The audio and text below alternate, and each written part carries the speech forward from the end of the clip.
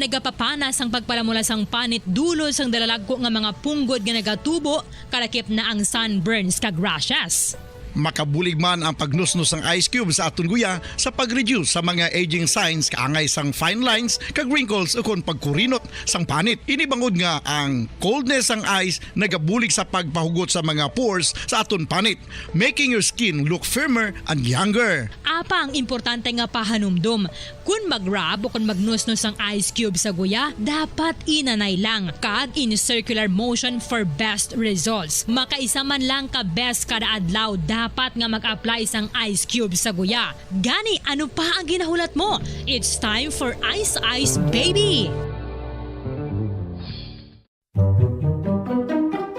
Magluwas sa baboy, baka kag manok, may isa ka karne nga sara nga mahimo alternatibo nga iserbe sa lamesa sa mga Pinoy kag ini ang rabbit meat o kon karne sang kuneho. Suno sa pagtuon, mas matinlo ini kag mas healthy kung ikumparar sa iban nga karne sang sapat. Ang rabbit meat ang sara nga lutuon sa pamaagi nga naanda na sang kadamaan, kaangay sang adobo, lumpia Shanghai kag lechon. Apang ano bala ang mga benepisyo sini sa ikaayong lawas? Ini ang mayara sang mataas nga porsyento sang easily digestible protein kag nagaunod sang jutay nga fat kung ikumparar sa iban nga sahi sang karne. Nagaunod man ini sang jutay nga calorie value sang sa iban kag almost cholesterol free ini. Gani makabig siya nga heart patient friendly. Mas jutay man ang sodium content sa rabbit meat, samtang mas madamo naman ang calcium kag phosphorus content sini. Ang pagpanipilyo ang isa sa mga pinaka-importante nga tikang. Agod mamintinar ang matinlo nga hygiene sa isa ka persona. Apang makapila-bala ka beses ini ginahimo sa isa ka adlaw.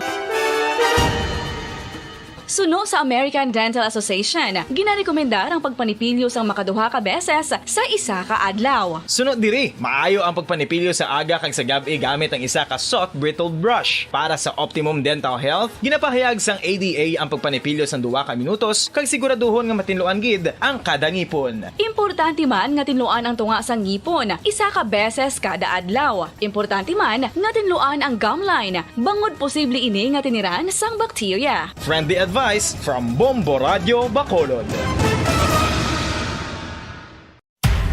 Makapila ka beses kung magpangapi sa isang adlaw, maghinay-hinay lang sa pag-inom sang kape bagod may ara ini sang ini maayo nga epekto sa lawas. Apang paano bala may buruan kung masobrahan na kita sa kape?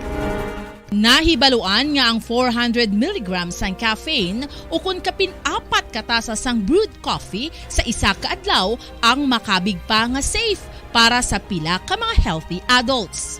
Apang, dapat naman ini nga hagan-haganon kung makabatyag na sa mga sintomas nga nagapahibalo nga nasubrahan ka na sa kape. Ini ang ginalakipan sang pagsakit sang ulo, hindi makatulog, anxiety, kag masami nga ginanerbiyos, kalakip na ang paglingin sang ulo, pagka-irritable, masami nga pagpangihi, pagpalangurog sang unod, kag pagdasig sang kuba-kuba sang dughan. Gani mga kabombo, hagan-hagan lang sa kape.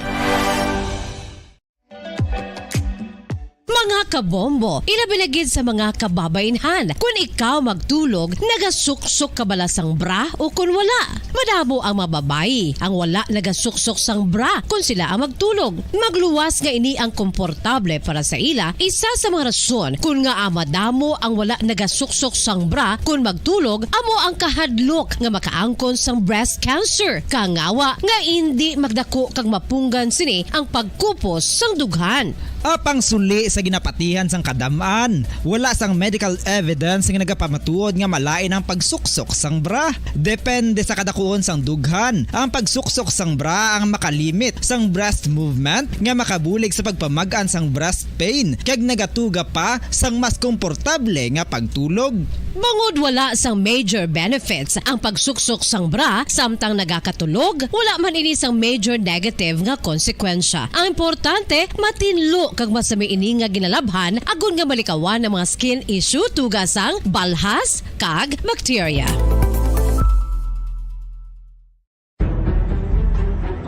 Mga carcinogenic foods o kung tigi nga mga pagkaon mangintunaan sang cancer.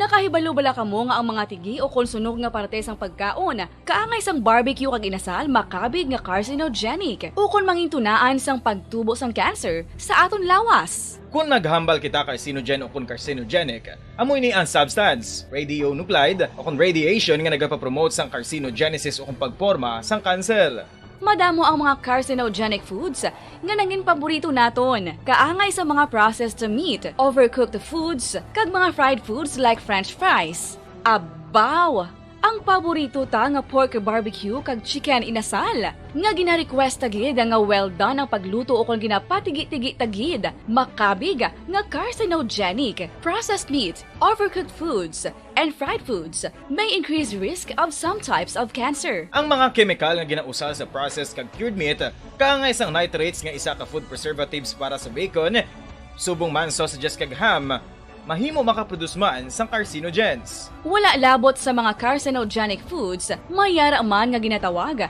non-radioactive carcinogens nga mangintunaan man sang cancer. Kaangay sang paghaklo naton sang asbestos kag aso sang sigarilyo. Gani, likawan gid ang pagkaon sang batok o konsunog nga pagkaon. Makapila ka beses kung magpangapi sa isa kadlaw, maghinay-hinay lang sa pag-inom sang kape bagod may ara ini sang hindi maayo nga epekto sa lawas. 48 minutos nang nakaligat sa takna sang alas 5 sang hapon. Petsa 20 kita tuig 2022 sa bulan sang Mayo. Mga kabyanan, welcome sa atong programa ang Bombo Reports Afternoon Edition. Mayong hapon sa atong mga katuran sa bilog nga Western Visayas kag sa syudad sang Bacolod man sa bugos nga probinsya sang Negros Occidental. Anong mga balita ta? Sa balita lokal, 103 ka mga elementary students sang Santa Catalina Negros Oriental ang apektado sa ginasuspetsohan food poisoning tuga sang nalegar contaminated nga gatas nga ginhatag sa mga schools para sa DepEd school-based feeding program. So aton panahulton ang investigation. Samtang 600,000 pesos nga nakuha sa mga sospetsado sa ginaaligar nga hold-up incident sa land bank o kung sa isa di ka bangko no, sa Lacson, Bacolod. Ano ang investigasyon sa atong mga kapulisan? Sa syudad naman sang San Carlos, isa ka persona dakop sa kasong theft o kung pagpangawat. Kadto naman kita sa balita nasyonal.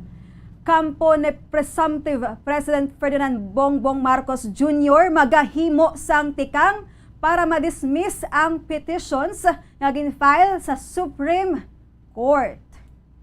So aton manabantayan kay natapos ng eleksyon pero wala pa nag-abot ang Hunyo 30 no, sa pagpungko sang bag-o nga presidente.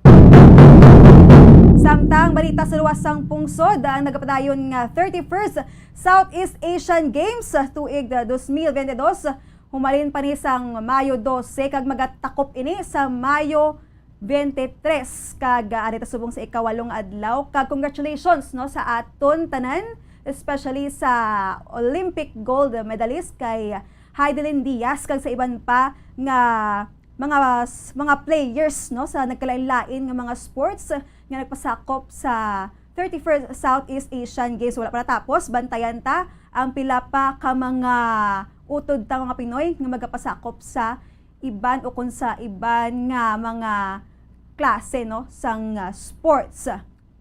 Samtang sa Afghanistan, Taliban rulers nagmando sa tanan nga TV presenters, sa tanan nga TV channels nga tabunan ang ila mga nawong samtang ara sa on-air o kon naga-report o nagahatag sang balita. Terrible man ining order sang Taliban rulers. Kadto naman kita no sa aton sining mga kauturan, mayara kita sang maayong balita, especially sa mga nagatutok gid sa aton sa Bombo Radyo Bacolod. Magakadto kita danay sa University of St. Lasal Bacolod kay may ara kita sang good news, no? Nga patigaya ang 21st Believe Awards. Kag natagaan kita sang award bilang ginakabig nga AM Station of the Year. 21st Believe Awards USLS People's Choice Award. Katuanta sa piyak nga linya si Bombo Zil Minardo. Bombo, please come in.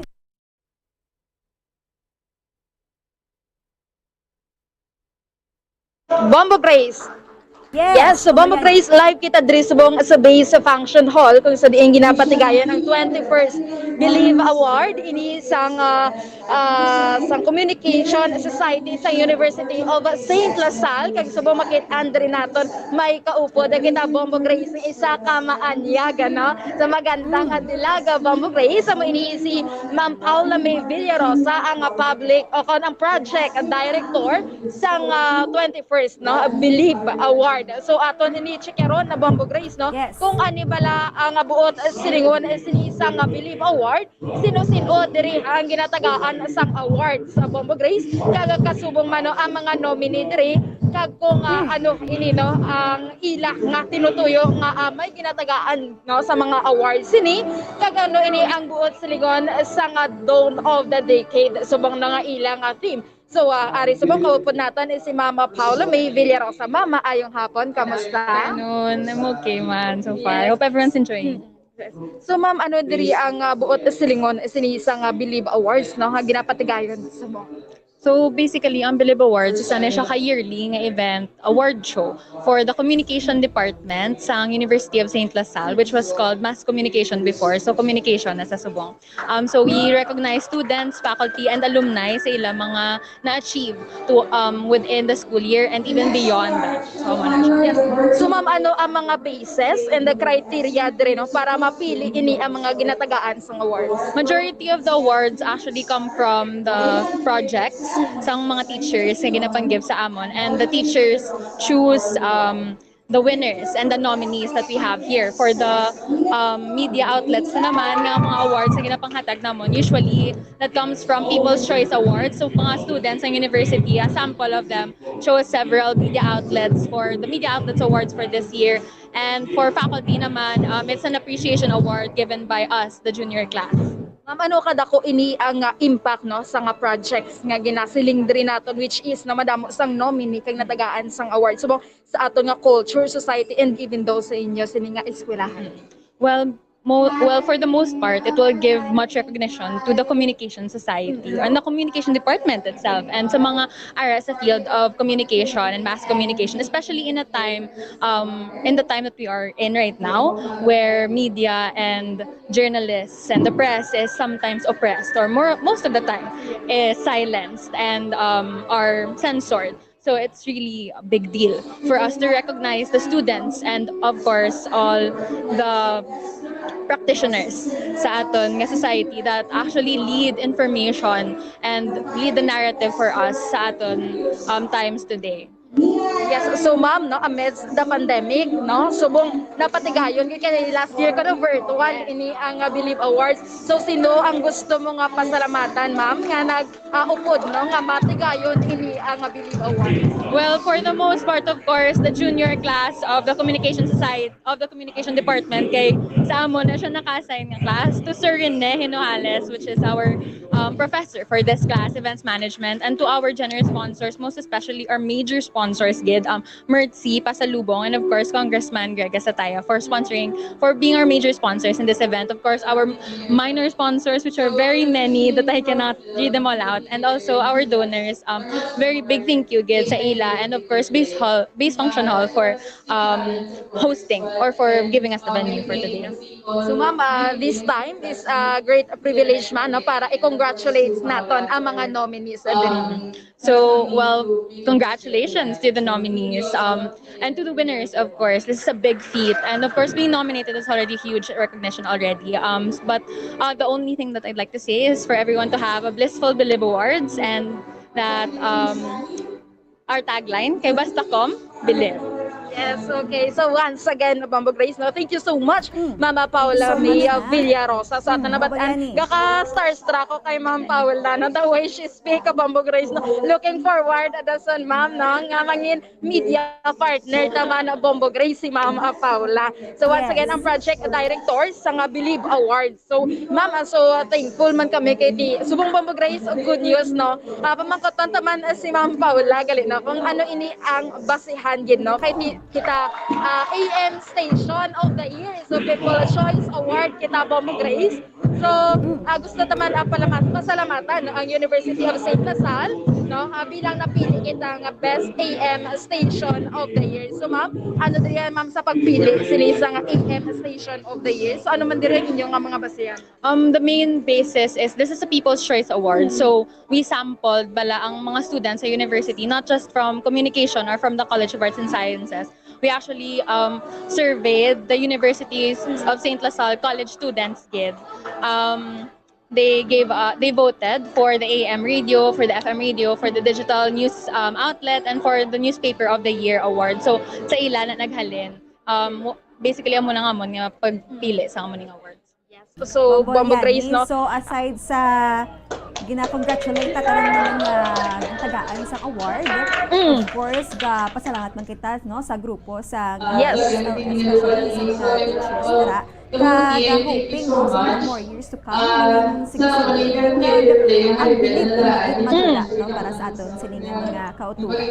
Yes, correct kada Bombo Grace, no, kay wala kita kung wala tatag palamati, no, kaga tumalanaw diri sa aton nga mga social media platform, which is ini Bombo Grace, no, ini ang social media platform kita nga yara, no, sa radio o kanang mga broadcaster is dako gid ang impact, no, sa aton nga sosyedad kaga kasubong man sa mga tao, no, nga nagapalamati sa aton, which is naga-deliver kita hindi lamang sa nga madasig kundi sang insakto, no, gid ang nga balita Bombo Grace. So Bombo Grace, liwat aton pasalamatan si Ma'am Paula May Villarosa, no. So ma'am, congratulations gid kag madamo nga salamat. Thank you as well and congratulations. So thank you so much. So once again, Bombo Grace, no, ang project director sa nga Believe Awards si Ma'am Paula May Villarosa. Sa subong nga Bombo Grace, no, nagapadayon ang pasang paghatag, no, sang awards diri sa mga nominees, no, kaga sa mga estudyante, no, nga deserving gid Bombo Grace. So nakita ko diri, no, kung ano ka talented kanami isang ilang nga mga projects, no, while gina-present ini sa nga mga distinguished, no, nga ma-present sini sa igahatagan sang award of Bombo Grace. So Bombo Grace, live kita diri sa may base function hall, ini si Bombo Yani Minardo para sa pambansang radyo ng Pilipinas, consistent overall number 1 sa Bacolod, Basta Radio, Bombo! Tawag nga salamat kay Bombo Yani Minardo live sa USLS Bacolod. So mga kabyanan, magahatag kita danay isang pila ka mga pahanumdum.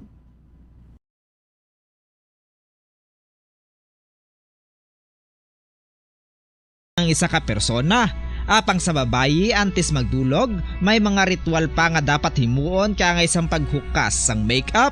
Ano ini ka importante? Ang pagkakas sang makeup kag pagpanghilam o sang guya antes magtulog ang maayo para sa panit bangod ginakakas sini ang mga cosmetics, impurities kag higko sa surface sang skin nga makatugas sang iritasyon o kung pagpadasig sang pagtigulang sini kung hindi mahimo. Ginabuhinan man sini ang risgo sa pagdevelop sang pimples, pagpula sang guya, blackheads kay iban pa nga size sang blemishes. Naga-promote man ini sang cellular renewal paagi sa paghukas sang dead skin. Importante ang paghukas ang makeup bangod ginapahanugutan sini ang panit nga makaginhawa.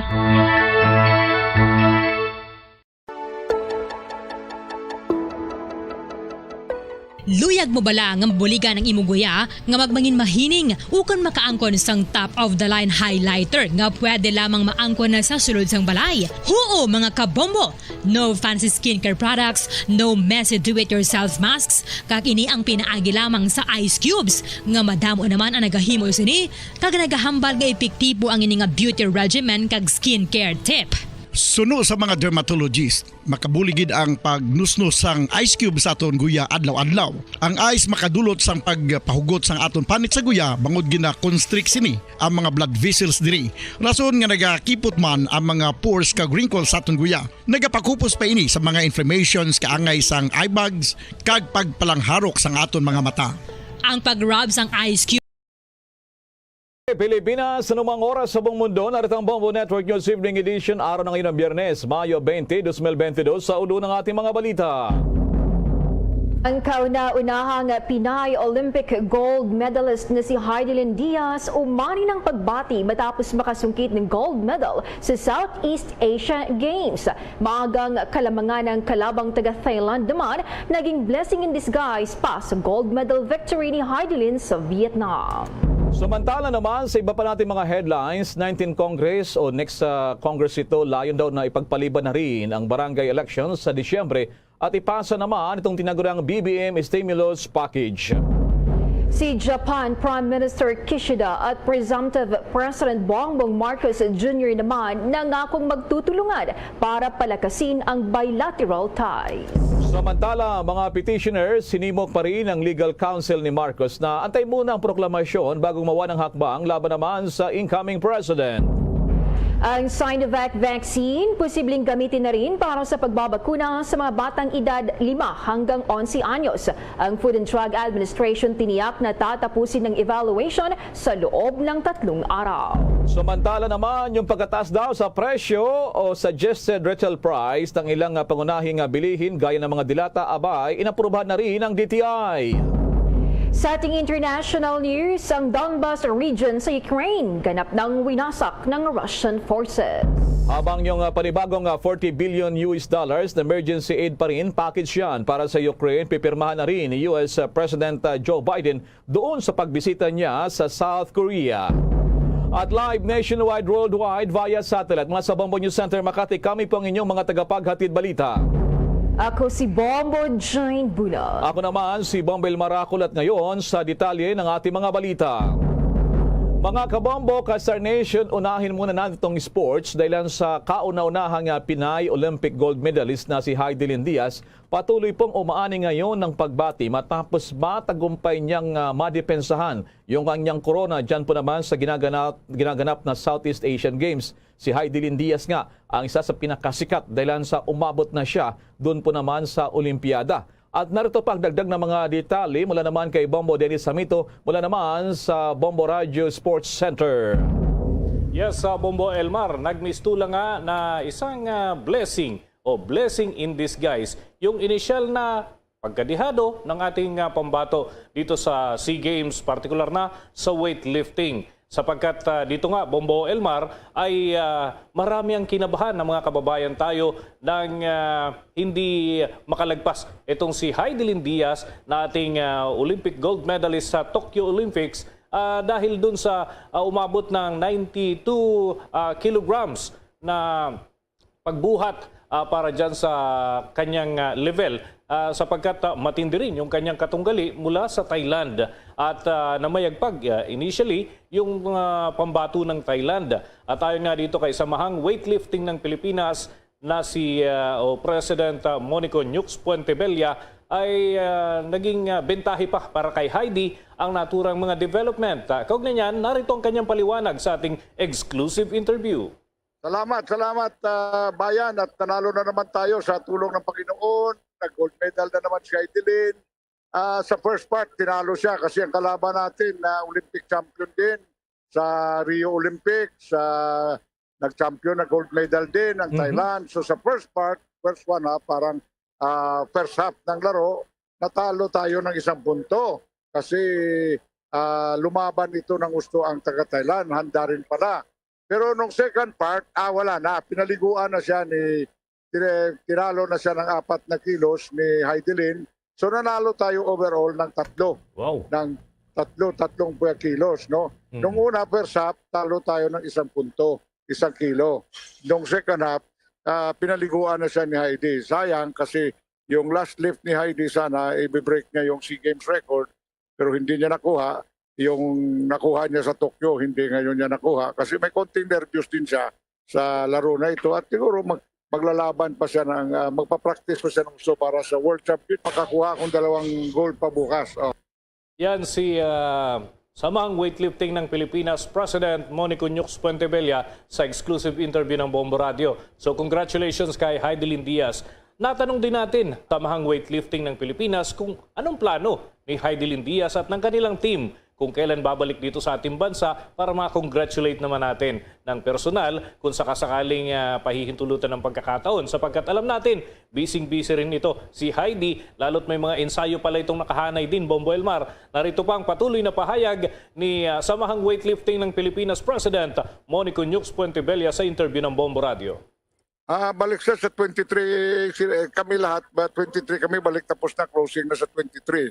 So uwi na kami. Pero ngayon, magpa-practice siya ng gusto kasi ang sunod namin ito would be the Asian and World Championship. Asian Championship at World Championship. So, kung gusto niyang lumaban, hindi siya pwedeng ganito na mababa yung kanyang nakuha compared sa Tokyo. Kailangan mag-ensayo siya kasi nakabakasyon siya dalawang buwan. Nagbakasyon siya kung saan-saan siya pumunta, Zamboanga, Bacolod, kung saan-saan siya nagtagaytay. Nag-relax muna siya kasi nanalo siya ng gold. Nagsaya muna siya ng sarili. Pero ngayon, at least nag-gold pa rin siya. Maski kulang ang ensayo, kulang ang kanyang preparasyon.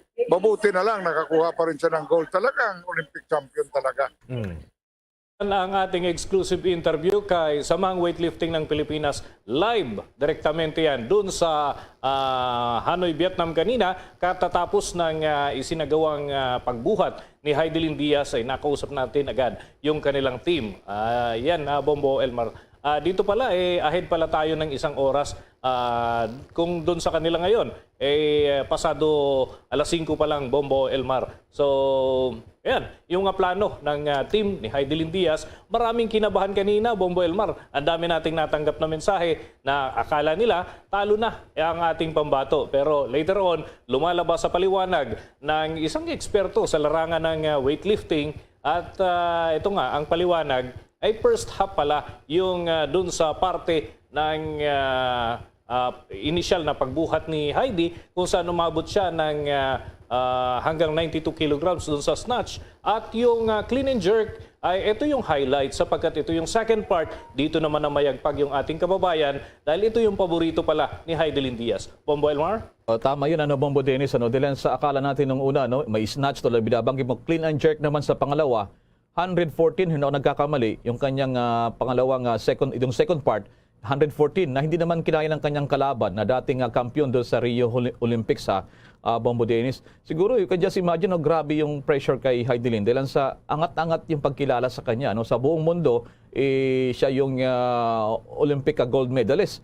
Ito Southeast Asian Games to, Bombo Dennis. So, nakaatang sa kanyang balikat, ang mas mabigat pa na pressure kaysa doon sa kanyang binuhat kanina sa clean and jerk na 114 kilograms. So all in all, yung dalawa na yan na parte na yan, umabot siya ng 206 kilograma, Bombo Dennis. Gano'n na nga. At hindi ito kakayanin, mga karaniwang mga bago lamang dyan, Bombo Elmar. Pero tinignan natin yung credentials ng mga atleta ay isa si Heidi sa mga, kumbaga, senior players dyan sa naturang larangan. Kaya naman, hindi na rin gaano nakakapagtaka ang ganyang katinding ipinamalas niya sapagkat talagang ito yung kanyang pinagsanayan, ito yung kanyang pinag-insayo sa mga nakalipas na buwan matapos nga yung nangyari na Tokyo Olympics. Ito naman yung kanyang isinunod na pinaghandaan, Bombo Elmar. That's right. So maraming salamat sa mga updates na yan, Bombo Dennis. Kaugnay pa rin sa panibagong panalo na naman itong si Heidelin Diaz. Sinasabi dito na bubuhos na naman ang kanyang mga premyo pagbalik ng Pilipinas, Bombo Dennis. Yes, Bombo Elmar. At sa 23 yung kanilang balik. Okay. Batay dyan sa pasabi ni Samahang Weightlifting ng Pilipinas. Mula doon yan sa Hanoi, Vietnam. At nakuha pa natin bilang correspondent pa rin si Sir Nyux Puentebella. Kaugnay pa rin dito sa mga development na ito mula sa Samahang Weightlifting ng Pilipinas. At mula sa Bombo Sports Center, ako si Bombo Dennis Hamito para sa Pambansang Radyo ng Pilipinas, Basta Radio, Bombo!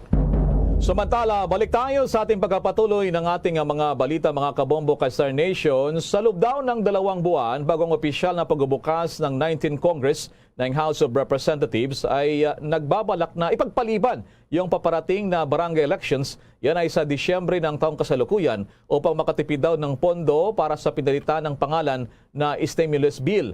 Ibinahagi ni late Congressman Martin Romualdez na itinutulak na maging susunod na House Speaker yung mga prioridad ng mga panukalang batas sa isang ginanap na pagpupulong ng PDP laban doon naman sa lugar ng Mandaluyong City. Ayon dito kay Congressman Romualdez, isa ito sa mga hinaing down ng mga barangay chairpersons na kanyang mga nakasalamuha at nakausap, lalo yung liga ng mga barangay, kung kaya't kabilang ito sa kanilang kinukonsidera sa ngayon. Sa panahon daw ng kampanya, sinabi ni Presidential Candidate Ferdinand Bombo Marcos Jr. noon na plano niyang bisitahin muli ang termino ng mga opisyal sa barangay at yung Sangguniang Kabataan o SK, ang pinakamalit na political unit sa Pilipinas, sakaling siya ang maging susunod naman na Pangulo ng Bansa.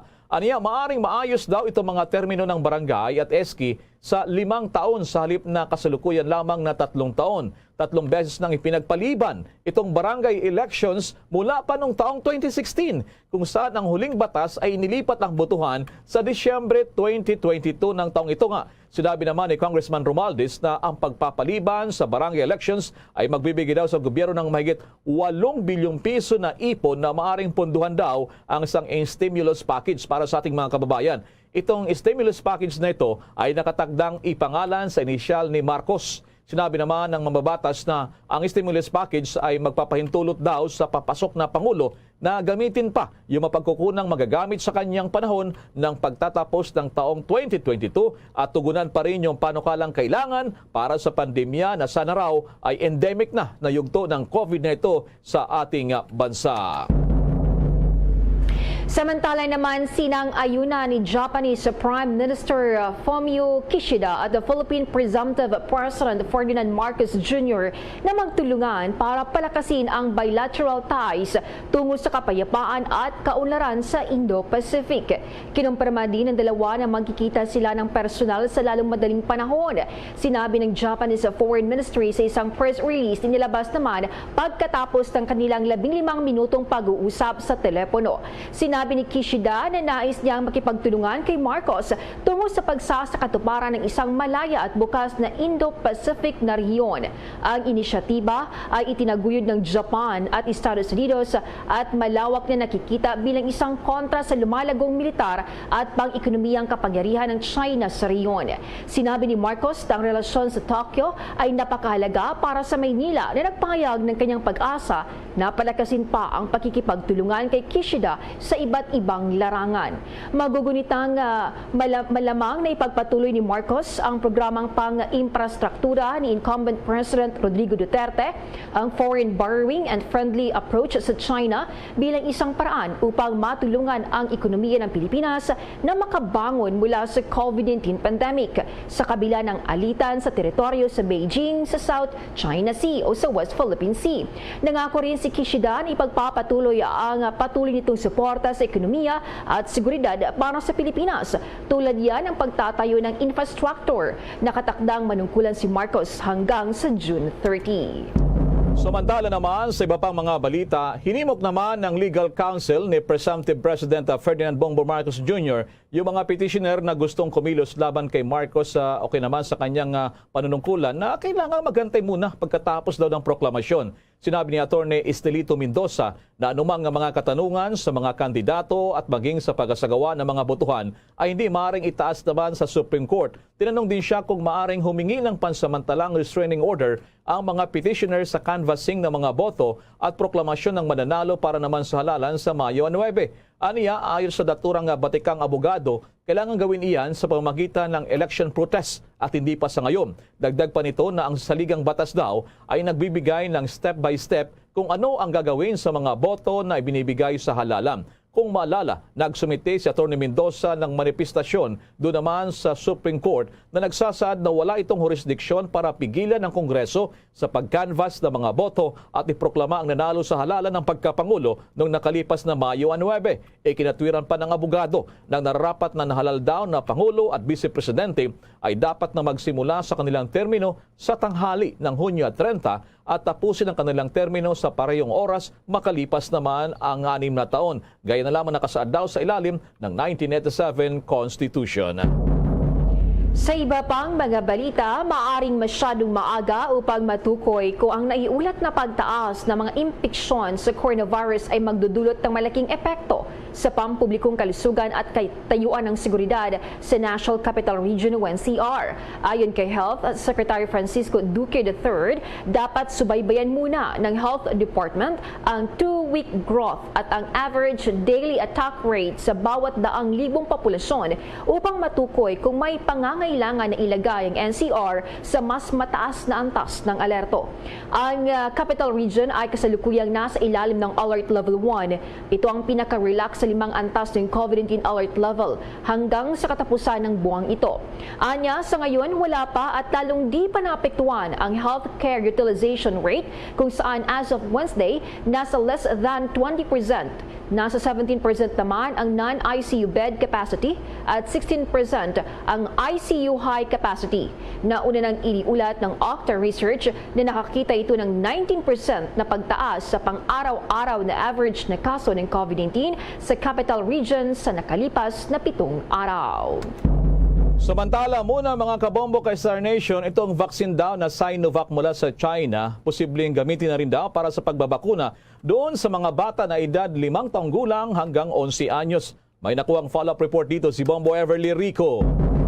Plano na rin gamitin para sa pagbabakuna sa mga batang edad 5 hanggang 11 anyos ang Sinovac COVID-19 vaccine.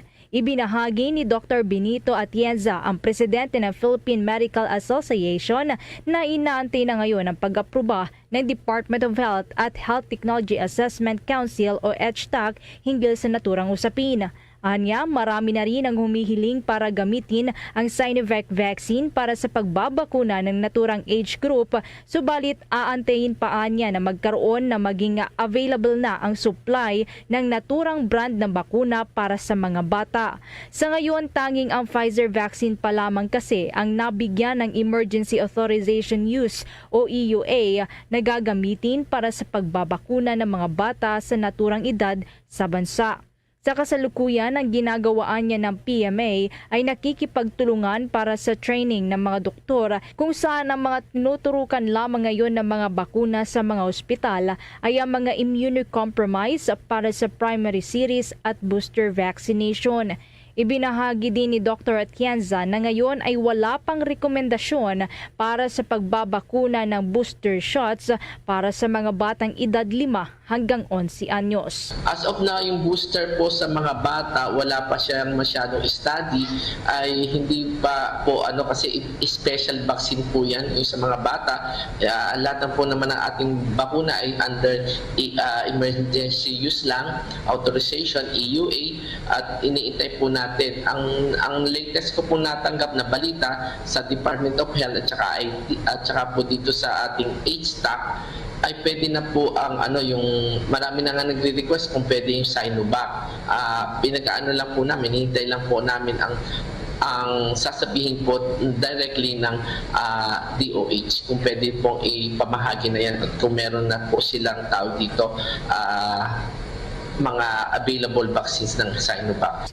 Hinikayat naman ni Dr. Atienza na pabakunahan na ang mga bata para magkaroon ng proteksyon laban sa virus dahil nasa 5 anya mula sa 10 mga bata ang hindi nabakunahan sa kasagsagan ng COVID-19 pandemic.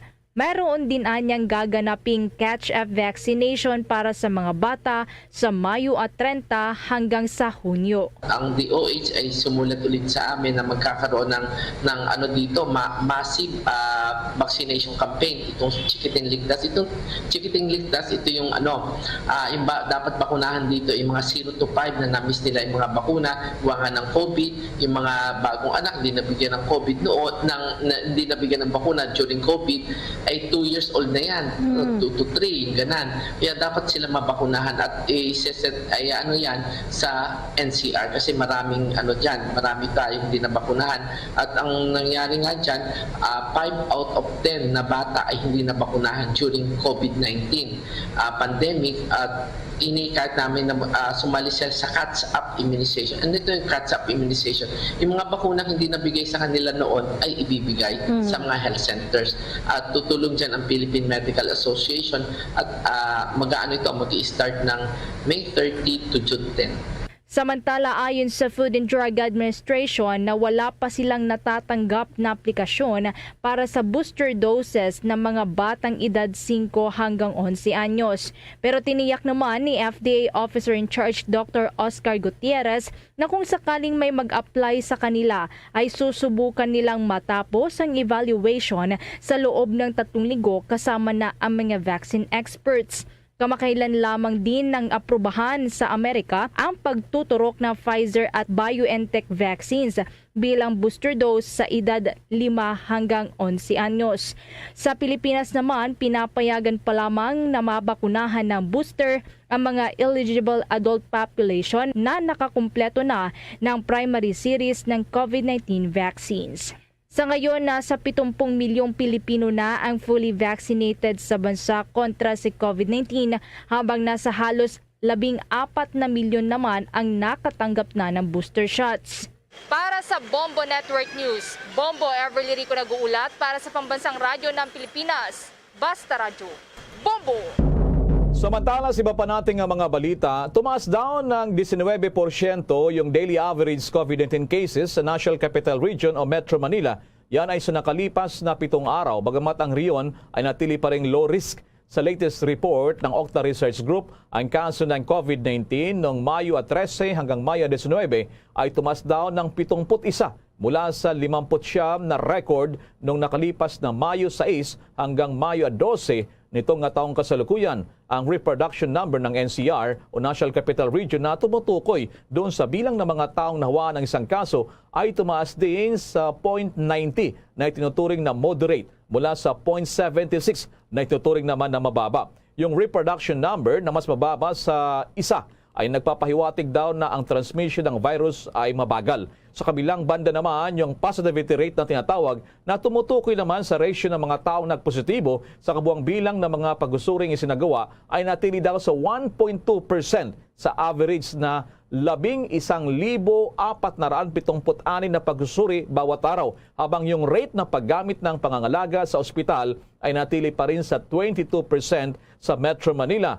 Ang NCR ay kabilang sa mga lugar na kasalukuyan nga na nasa ilalim ng Alert Level 1, ang pinakamababa na paghihigpit naman sa mga antas ng alerto sa COVID-19. Isinagawa ng Pilipinas at gayon na rin ng pangbansa o national at local na hala nitong nakalipas na Mayo 9 sa gitna ng pangamba na maaring humantong sa panibagong pagdami ng mga kaso ng COVID-19 ang karamihan ng mga tao na pupunta sa mga presinto ng pagboto. Pero kamakailan ihagpo ng gobyerno na may natukoy itong 17 kaso ng Omicron subvariant na BA.2.12.1 at 2 nga sa kanila ay nagmula sa National Capital Region. Sinasabing ang subvariant ay 27% na mas madaling may lipat naman kaysa BA.2 ang nangingibabaw na Omicron subvariant sa Pilipinas at sa iba pang bahagi ng mundo. Sa iba pang balita, inihayag naman ng Commission on Human Rights na dapat i-recalibrate ng bagong administrasyon sa ilalim ni Presumptive President Ferdinand Bongbong Marcos Jr. ang war on drugs. Ang CHR nitong linggo ay naglabas ng ulat na nabigo ang administrasyon ni Pangulong Rodrigo Duterte na protektahan ang mga karapatan ng mga biktima ng kanyang anti-narcotics crackdown at hinikayat ang isang culture of impunity. Ayon kay Commissioner Gwen Pimentel Gana, Kailangan din ipapatuloy ng gobyerno ang pag-imbestiga ng drug-related death. Kahinimok din ng opisyal ang pulisya na gawing ligtas ang mga witness para makaharap sila. Magugunitang base sa 48-page report na laman ng CHR na sadyang pinatay ng mga pulis ang mga suspect at gumamit pa sila ng excessive force sa drug operations. Samantala naman mga kabombo, hindi raw bababa sa 18 ng mga home antigen test kits para sa COVID-19 ang naprubahan na rin ng Food and Drug Administration o FDA. Yung tinatawag na self-administered test kits ay merong 83% hanggang 97.5% na may tinatawag na sensitivity at 99.5% naman to 100% specificity. Ang dito kay FDA Officer in Charge Oscar Gutierrez, marami pa silang inihintay sa Research Institute for Tropical Medicine o RITM. Samantala, wala pang COVID-19 vaccine manufacturer ang naka-apply ng booster shots para naman sa mga bata. Anya kung sakaling may mag-apply na sa loob ng 3 linggo, susubukan nilang ma-evaluate kaagad ito o kinaman ay matapos kaagad. Pagtataas naman sa presyo o sa retail prices ng ilang pangunahing bilihin gaya ng mga dilata, aprobado na ng Department of Trade and Industry. May pag-ulat si Bombo Raymond Tinaza. Inaprobahan na ng Department of Trade and Industry o DTI ang pagtaas sa presyo ng ilang basic goods and prime commodities. Sinabi ni Trade Undersecretary Ruth Castelo, 2% hanggang 10% ang itaas sa presyo ng ilang pangunahing mga bilihin. Ayon kay Castelo, sa 82 produkto na nasa SRP Bulletin ang piniyagang magtaas mula sa 212 shelf-keeping units na nakalista sa kanilang bulletin. Pangunahing dahilan daw ng pagpayag nila sa pagtaas sa SRP ay ang pagtaas din ng presyo ng raw materials at ang patuloy na pagtaas sa presyo ng produktong petrolyo. Meron tayong canned fish, merong water in bottles, yung potable water na nakabote at naka-container, processed milk, pati instant noodles, coffee, salt.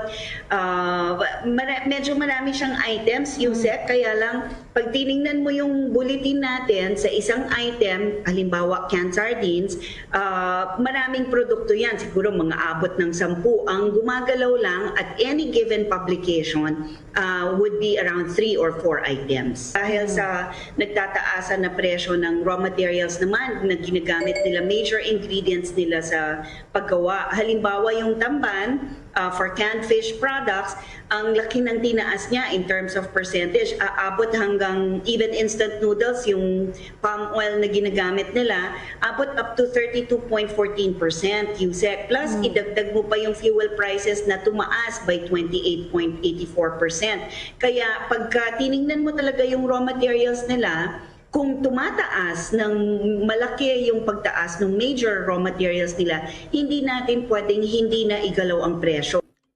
Kasabay nito, tiniyak ni Undersecretary Castelo na hindi maaring lumagpas sa 10% ang pagtaas sa presyo ng mga naturang mga bilihin. Inihag ni Castelo na maigpit nilang babantayan at imomonitor ang pagpapatupad ng SRP sa mga supermarkets at sa mga groceries. Supermarkets and groceries covered nito kasi hanggang tier 2 level tayo ng supply chain, nagmo-monitor. So, dito sa mga bilihan na to, sigurado tayo na sumusunod sa suggested retail price natin ang mga retailers. Yung hindi lang natin covered yung nasa convenience store na, Yusek, at saka mga sari-sari stores because the supply chain mechanism is different. Ibang nature na yon eh. So hanggang supermarkets and groceries po, sigurado tayo na bastante ang presyo. And Yusek, we don't only monitor the prices, pati ang supply ng retail and manufacturing natin, tinitingnan din natin. Kaya sigurado tayong maraming supply, hindi po tayo mauubusan despite the what's going on right now na mauubusan tayo in terms of with respect to manufactured food products po, hindi tayo mauubusan. Para sa Bombo Network News, Bombo Raymond Tinaza nag-uulat para sa pambansang radyo ng Pilipinas, Basta Radyo, Bombo! Abangan pa sa detalye ng mga balita ang Pag-asa. Todo bantay ngayon sa mga dam. Dila naman sa posibleng pag-spilling. Dila po naman sa magang pagpasok ng mga pag-ulan. At alamin din ang latest medal tallies sa nagpaputuloy na Southeast Asian Games sa bahagi naman ng Hanoi, Vietnam.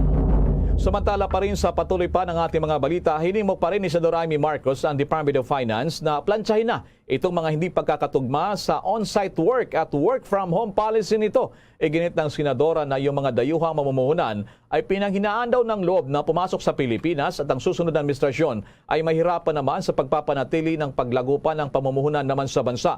Ang mga kumpanya sa mga export zones ay natatakot ngayong mawala daw ang kanilang mga insentibo sa buwis kung hindi nila ipagpapatuloy ang lahat ng operasyon sa lugar. Ngunit ang kanilang mga programang work from home ay naaprubahan naman noong taong 2017 na sinusuportahan din ng Telecommunicating Act of 2018. Ayon pa sa senadora, ang chairperson din ng Senate Committee on Economic Affairs, inaprubahan daw kasi ng Philippine Economic Zone Authority o PIZA yung pre-COVID pandemic programs nang hindi bababa sa 6 na kumpanya kabilang sa sektor ng information technology at business process management. Sa pagbanggit sa data ng PIZA, sinabi ng senadora na pinalaki daw ng sektor ng IT ang workforce nito mula 8.9% hanggang 10% at ang kita nito nang humigit kumulang naman sa 9.5% hanggang 14.5% sa kabila ng pandemya at work from home arrangement. Gayunpaman, sinabi ng mababatas na ang Department of Finance ng kanilang Fiscal Incentives Review Board ay nag-utos ng pagbabalik na sa on-site na trabaho sa katapusan ng Marso upang i-prompt at agaran ang pagbawi ng mga negosyong nakadepende sa mga manggagawang IT BPM. Ipinunto rin ng senadora na yung micro, small at medium enterprises tulad ng malilit na mga grocery stores, mga restaurants at delivery space ay uunlad din kung ang mga empleyado ay mananatiling nagtatrabaho mula sa kanilang mga tirahan. Nagpayag din siya ng suporta sa panawagan ng PISA itong Philippine Export Zones na palawigin yung remote pa rin na work programs hanggang sa katapusan ng deklarasyon ng State of Calamity noong Setyembre na nangatwiran na ng pagtatrabaho mula sa mga bahay ay makakatulong din sa mga empleyado na makatipid doon sa mga gastusin sa gasolina kasama na yung transportasyon. Mababawas din ito yung mga trapiko at pagsisikip din ng mga pampublikong mga sasakyan. Sa dagdag pang mga balita, iniulat naman ni Bangko Sentral ng Pilipinas Governor Benjamin Diokno na magsisimula na ang eksperimento sa wholesale central bank digital currency sa fourth quarter. Ang CBDC ay isang digital na anyo ng fiat currency ng central bank. Maaaring mapabuti ng CBDC ang mga paglilipat ng pondo sa pagitan niya ng mga bangko at mga non-bank financial institutions. Ang eksperimentong ito ay nagpapahiwatig naman ng lumalagong pagtanggap ng blockchain technology sa pananalapi na posibleng humantong ito sa paglulunsad ng CBDC sa maikling panahon. Ginagamit nito ang parehong technology ng blockchain na ginamit upang mag-issue at subaybayan ang mga cryptocurrencies tulad ng Bitcoin at Ethereum. Ang pangunahing pagkakaiba hindi katulad yan ng mga cryptocurrencies na iyon. Ang mga CBDC ay sinusuportahan ng kanilang mga central banks at government. Samantala, ang mga cryptocurrencies ay idinisenyo upang maging decentralized ng walang otoridad na nagre-regulate. Ang Bangko Sentral ng Pilipinas sa ilalim ni Diokno ay nagsusulong ng mga digital advancement. Alinsunod yan sa layunin nitong gawing digital ang 50% ng mga pagbabayad pagdating sa taong 2023. Napagalaman sa pagtatapos ng buwan ng Marso, ang BSP ay nagrehistro ng 19 na virtual asset service provider na nagpapahintulot sa mga Pilipino na makipagpalitan at mag-trade ng mga virtual asset tulad yan ng cryptocurrencies at non-fungible tokens o NFTs. 6 na digital na bangko ang nabigyan din ng mga lisensya para mag-operate at palawakin ang financial inclusivity sa bansa. Sa kasalukuyan, kasama sa retail payment system ang InstaPay at Peso Net Online Fund Transfer noong October 2021. Sinabi yan ng BSP na isa sa 5 pagbabayad ay digital na. Abangan pa ang detalye ng mga balita. Isang brand new daw na barkong pandigma ng Amerika aba ipapangalan naman sa isang Filipino-American na dating bahagi ng US Navy. Pero bago ang balitang yan, samantala muna sa mga paalala. Hi guys! This is Donnie Pangilinan, big summer lover. Tuwing tag-init, lahat big deal! Big salvavidas, big family outings. At syempre, dapat may big refreshing Dunkin' drinks. Kaya mag-Dunkin' Iced Coffee and Icy Choco na. Now in big 22-ounce servings. Big and indulgence with Dunkin' Iced Coffee's signature taste and Dunkin' Icy Choco's rich flavor. Big time! There's nothing like a Dunkin' summer. At ngayon, sa pagpapatuloy ng iba pang pangunahing mga balita. Samantala pa mga kabombo Star Nation, sa patuloy pa ng ating mga balita, ipagpapatuloy pa rin daw ng South Korean Embassy yung pagbibigay ng lahat ng uri ng visa. Kabilang na rito yung mga tourist visa. Yun din yung pagtanggap ng mga aplikasyon para daw sa kanila.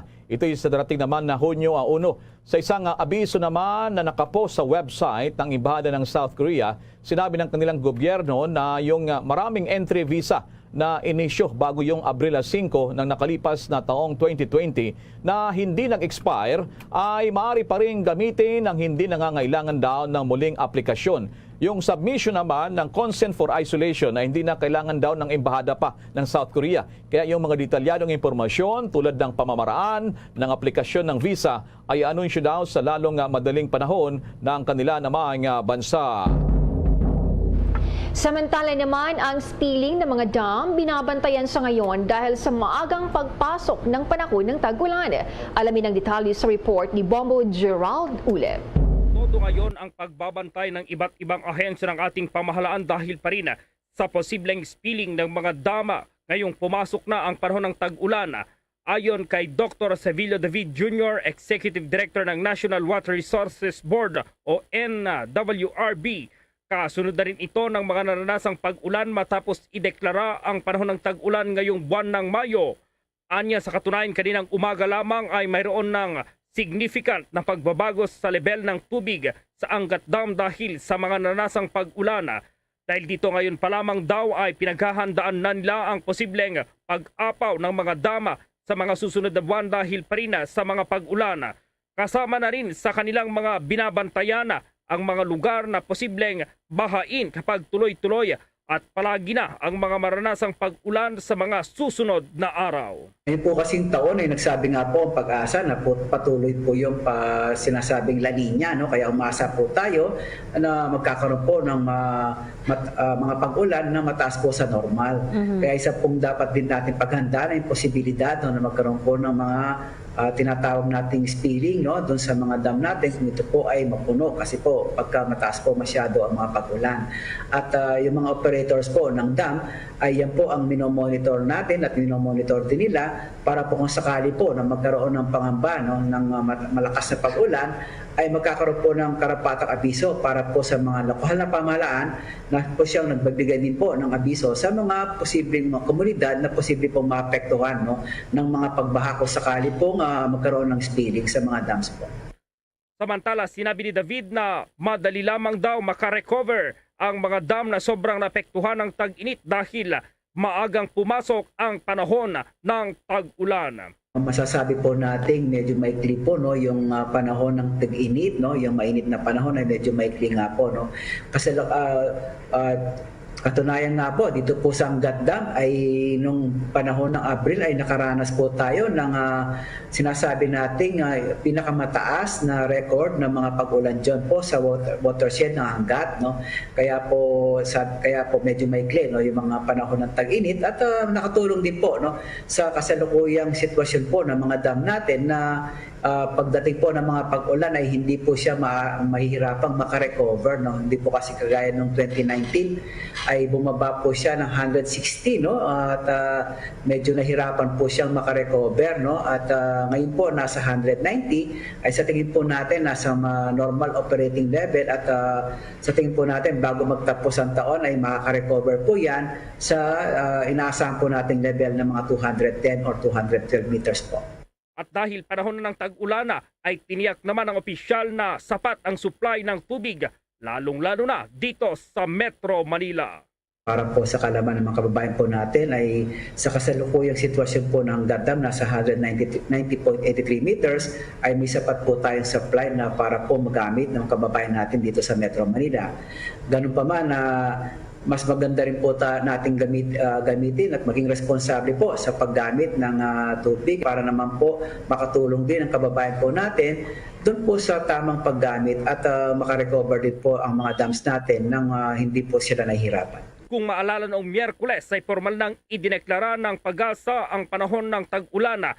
Ayon sa PAGASA, ang presensya ng frontal system at severe thunderstorms ay nagdulot ng malawakang pag-ulan sa nakalipas na 5 araw.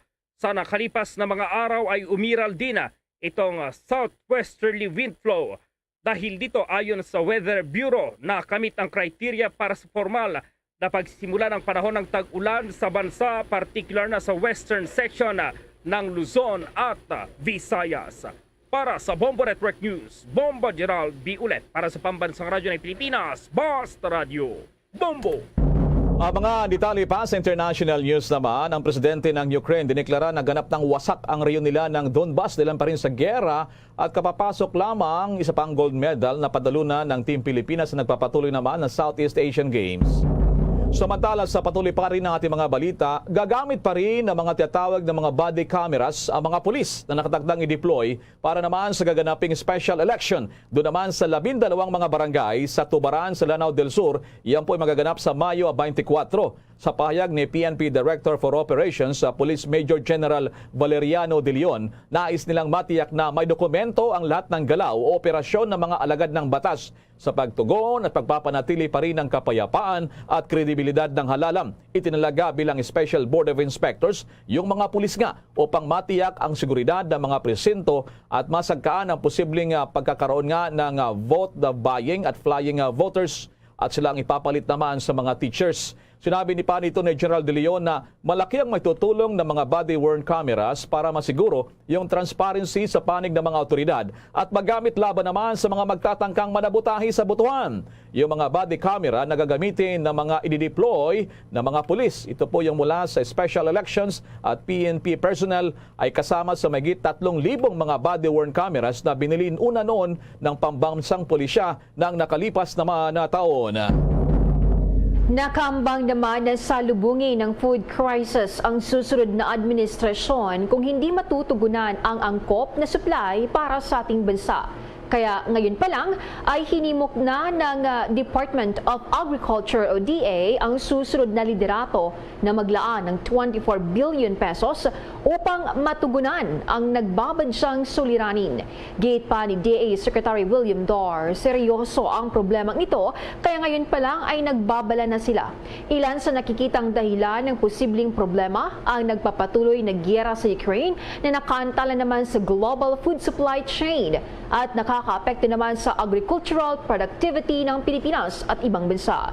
Gagamitin umano ng ahensyang pondo para patasin ang produksyon ng pagkain, pambili ng fertilizer at ayuda para sa mga magsasaka at mangingisda unang tatamaan ng crisis.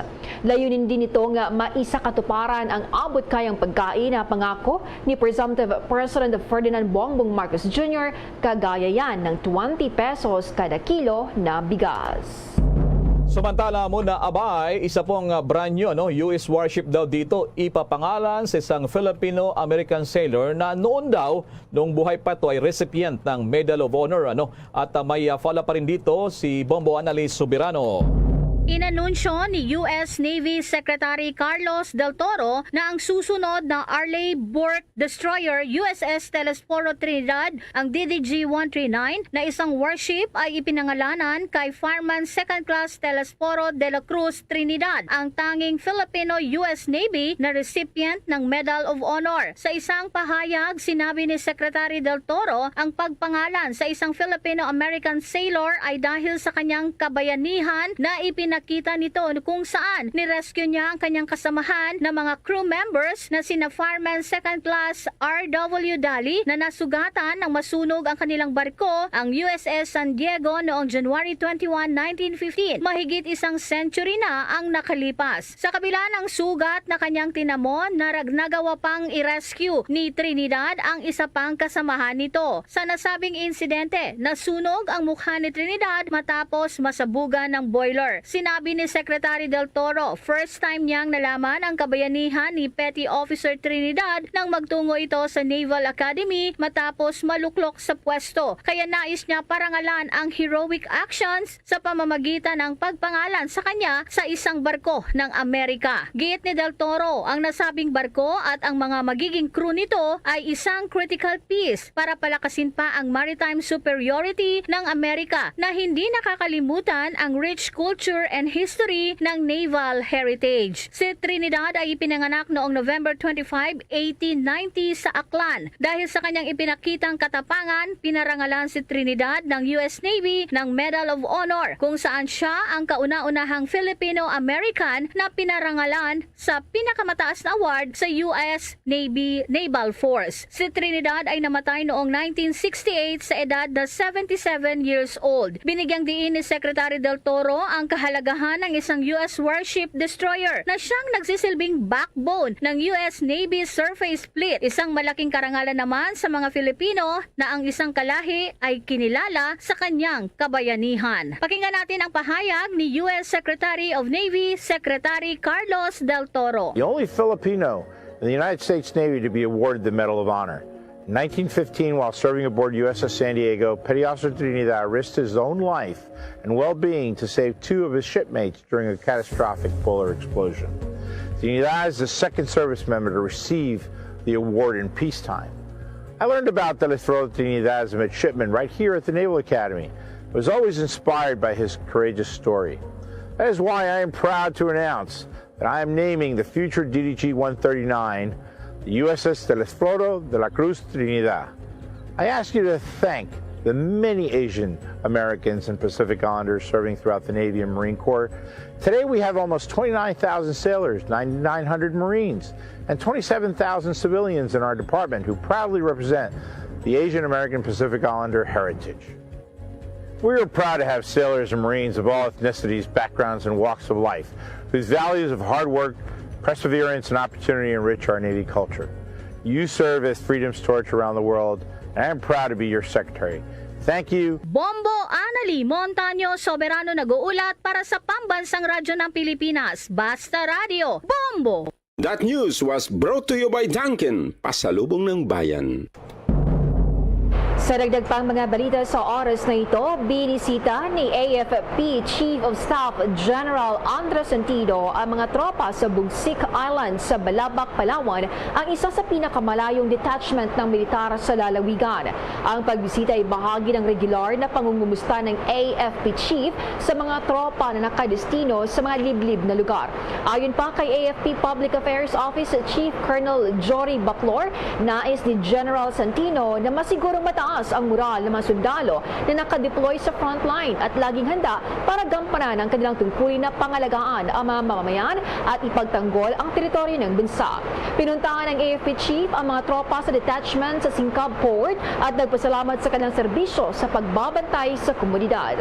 Binati din ni General Santino ang mga sundalo sa kanilang kontribusyon sa pagtiyak ng isang mapayapa at malinis na halalan sa Balabac noong Mayo 9.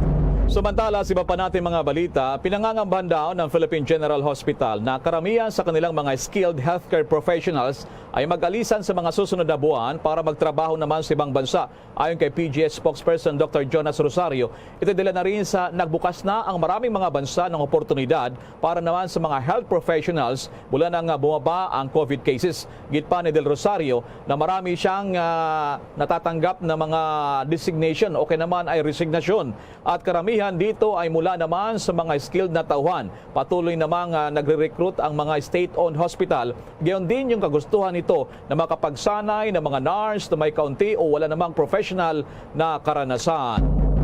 Mga kabombo ka Star Nation, dito po sa Metro Manila, lungsod po ng Makati, patuloy po nakaras ng napakalakas na buhos ng ulan sa mga oras na to. Pero bago tayo magpatuloy, dyan muna sa may bahagi po ng Negros, meron silang atleta, si Rogen Ladon, yung paghahanda na para naman sa gold medal na kanyang laban sa darating naman na mga araw. At may detalye dito ang Bombo Radyo Bacolod. Nakatutok sa ngayon sa conditioning ang Pinoy boxer na si Rogen Ladon para sa pagsabak nito sa gold medal match laban sa Vietnamese boxer sa Mayo 22. Sa interview ng Bombo Radio kay Rojan Ladon, na tubong barangay Lag-asan, Bago City, Negros Occidental, ito ang unang pagkakataon na makalaban nito ang Vietnamese na si Tran Van Thao. Abril 2022 nakasama ni Ladon si Tran sa Thailand Open, ngunit natalo siya ng Indian boxer na tinalo rin ni Ladon. Ang laro ni Ladon sa semifinal match kagabi ay parang rematch dahil ang Thai na si Thanarat Saingpet ang nakaaway niya sa semifinal ng Thailand Open kung saan nanalo si Ladon. Ang Thai ayon kay Ladon ang mas matangkad sa kanya, ngunit lamang ang nagrense sa experience at diskarte. Halos pareho naman ang height ni Ladon at ang makakalaban nito sa linggo na si Tran. Sa ngayon nakatutok si Ladon sa conditioning at pag-aaral sa teknik ng kanyang kalaban. Si Ladon ang may southpaw stance o kaliwete, habang si Tran naman ang orthodox stance. Ayon kay Ladon, isinailalim sa antigen test ang lahat ng mga atleta bago ang laro kung saan hindi makakalaro ang nagpositibo sa test at ito ay isailalim sa isolation sa loob ng 10 araw. Final match namon sa 22. Una sa lahat, salamat po sa inyo sa suporta namin, lalo na sa mga laro mga taga Negros. Salamat po, mag-positive ka. Ang official weigh-in ng isasagawa sa Mayo 22 ng umaga. 4 lahat ng mga boksidor ang maglalaro sa final match, kasama na ang Olympic bronze medalist na si Yumer Marshall na maglalaro laban sa Timor-Leste. Ang mga boksidor ang nanatili sa hotel at pumupunta sa competition gym sa oras na kanilang laro. Halos magkapareho naman ang klima sa Pilipinas at Vietnam, kaya't walang nanibago sa mga atleta na dumating sa Hanoi noong Mayo 14. Yan ang ulat mula rito sa Bombo Radio, Bacolod. Para sa Bombo Network News, ito si Bombo Glory Faith Alciario. Para sa Pambansang Radyo ng Pilipinas, consistent overall number 1 sa Bacolod, Basta Radio, Bombo! Bombo International News.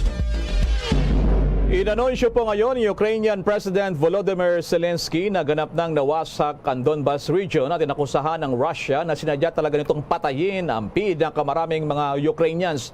Ito'y matapos ang isang nayon doon sa Chernihiv ay tinamaan ng mga missile ng Russia na nag-iwan ng maraming mga patay. Nasa 12 mga sibilyan din ang namatay sa Luhansk matapos binomba ng Russian forces. Malamang daw ayon pa sa presidente ng Ukraine, mayroon pa ring daang-daang mga sundalong Ukrainians, kabilang na ang mga senior commanders, sa loob na kinubkob na planta ng bakal na Azovstal doon sa Mariupol. Habang isang opisyal na militar din ng Ukraine ay nagsabi na ang paglikas sa planta ay nagpapatuloy pa rin. Sinabi naman ng Defense Ministry ng Russia na mahigit sa 1,700 Ukrainian soldiers ang sumuko doon sa Azovstal complex na tinatawag nito nakalipas na araw. Ang bayan ng Bakhmut sa rehiyon ng Donetsk ay isang mahalagang hub para naman sa militar ng Ukrainian, ay nakaranas ng pang-atake mula pa rin sa mga Russian forces.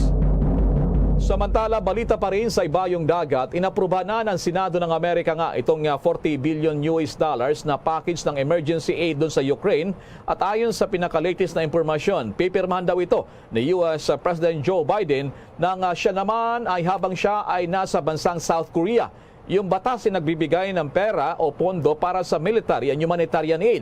Kabilang ang pagpupondo dito para tulungan pa rin yung militar at pambansang pwersang pangseguridad ng bansang Ukraine. Tulong din muling pangdagdag din sa mga tindahan ng kagamitan o kinaman manufacturers ng US na ipinadala naman sa Ukraine, at magbibigay din ng pampublikong kalusugan at suporta ng medikal para naman sa mga refugees na Ukrainians. Ang tulong sa Ukraine, isang pambihirang lugar ng bipartisan consensus o pambihirang botohan doon po naman sa US Congress, kung saan maraming mga Democrats at Republicans ang nagrally sa mga panawagan para tulungan pa rin ang bansang ipinaglalaban naman, lalo na itong bansang Ukraine. Bombo Sports News. Samantala mga kabombo kay Star Nation, abay ang Team Pilipinas nalaglag sa ika-5 pwesto sa 11 mga bansa sa ginaganap ngayon na Southeast Asian Games.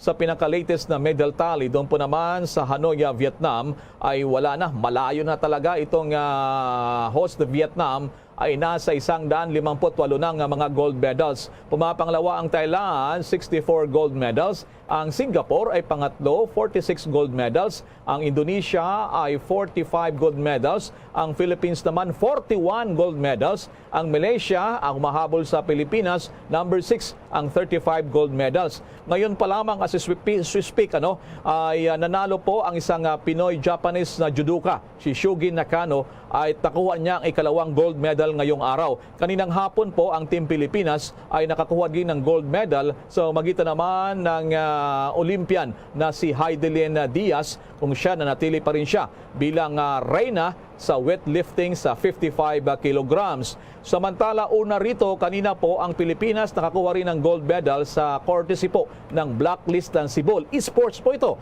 At kung saan nanalo sila laban naman sa Indonesia sa Mobile Legends, yung Bangbang. At ganoon na rin para naman sa 3-1 win. Samantala, kanina rin ang tennis sensation ng Team Pilipinas na si Alex Iyala ay nakuha po yung kanyang panalo rin sa singles po.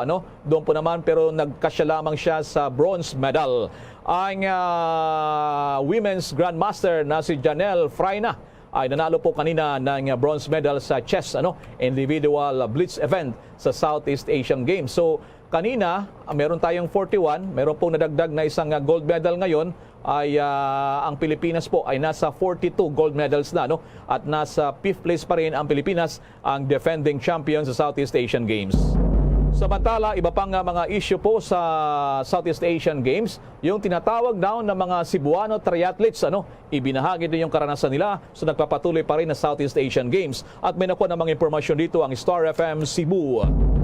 Nakauwi na ng Pilipinas ang Cebuano triathletes na sina Andrew Kim Remolino at Raven Faith Alcoseba matapos sumabak sa 31st Southeast Asian Games sa bansang Vietnam. Si Remolino ay nag-uwi ng silver medal sa triathlon habang bronze medal naman kay Alcoseba. Sa eksklusibong panayam ng Star FM Cebu sa dalawa, masaya pa umano at maraming natutunang leksyon sa kompetisyon, lalong-lalo na sa parte ni Alcoseba na isang first-timer. Medyo kinabahan ako nung una since first SEA Games ko nga, and hindi ko alam kung ano yung expect ko sa race. Pero in the end, nag-enjoy talaga ako the whole time na nasa Vietnam kami. Lalo na dun sa support ng mga teammates ko and yung coaches ko. So, parang going to the race, parang hindi ko na masyado na feel yung kaba ko. And then yun nga yung sinabi ni Kim na marami kaming natutunan from that race. Ang tinig ni Raven Faith Alcoseba. Hindi rin umano inaasahan ng dalawa na makasungkit ng medalya, lalo na't maraming magagaling na sumali sa kompetisyon mula sa ibang bansa. Ganun pa man, ipinapakita pa rin nila ang kanilang kakayahan. We were not anything po kasi yun nga po, sobrang daming bagong athletes na sumali, and there were a lot of them na parang may track record na din po from other sports. So hindi po talaga kami na-expect ng kahit ano.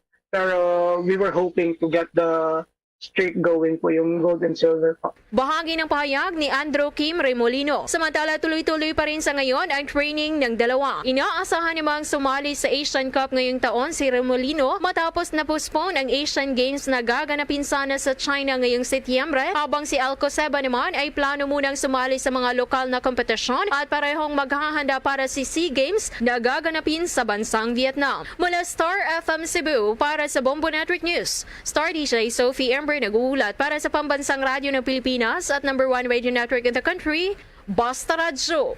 Bombo! Bombo Business News.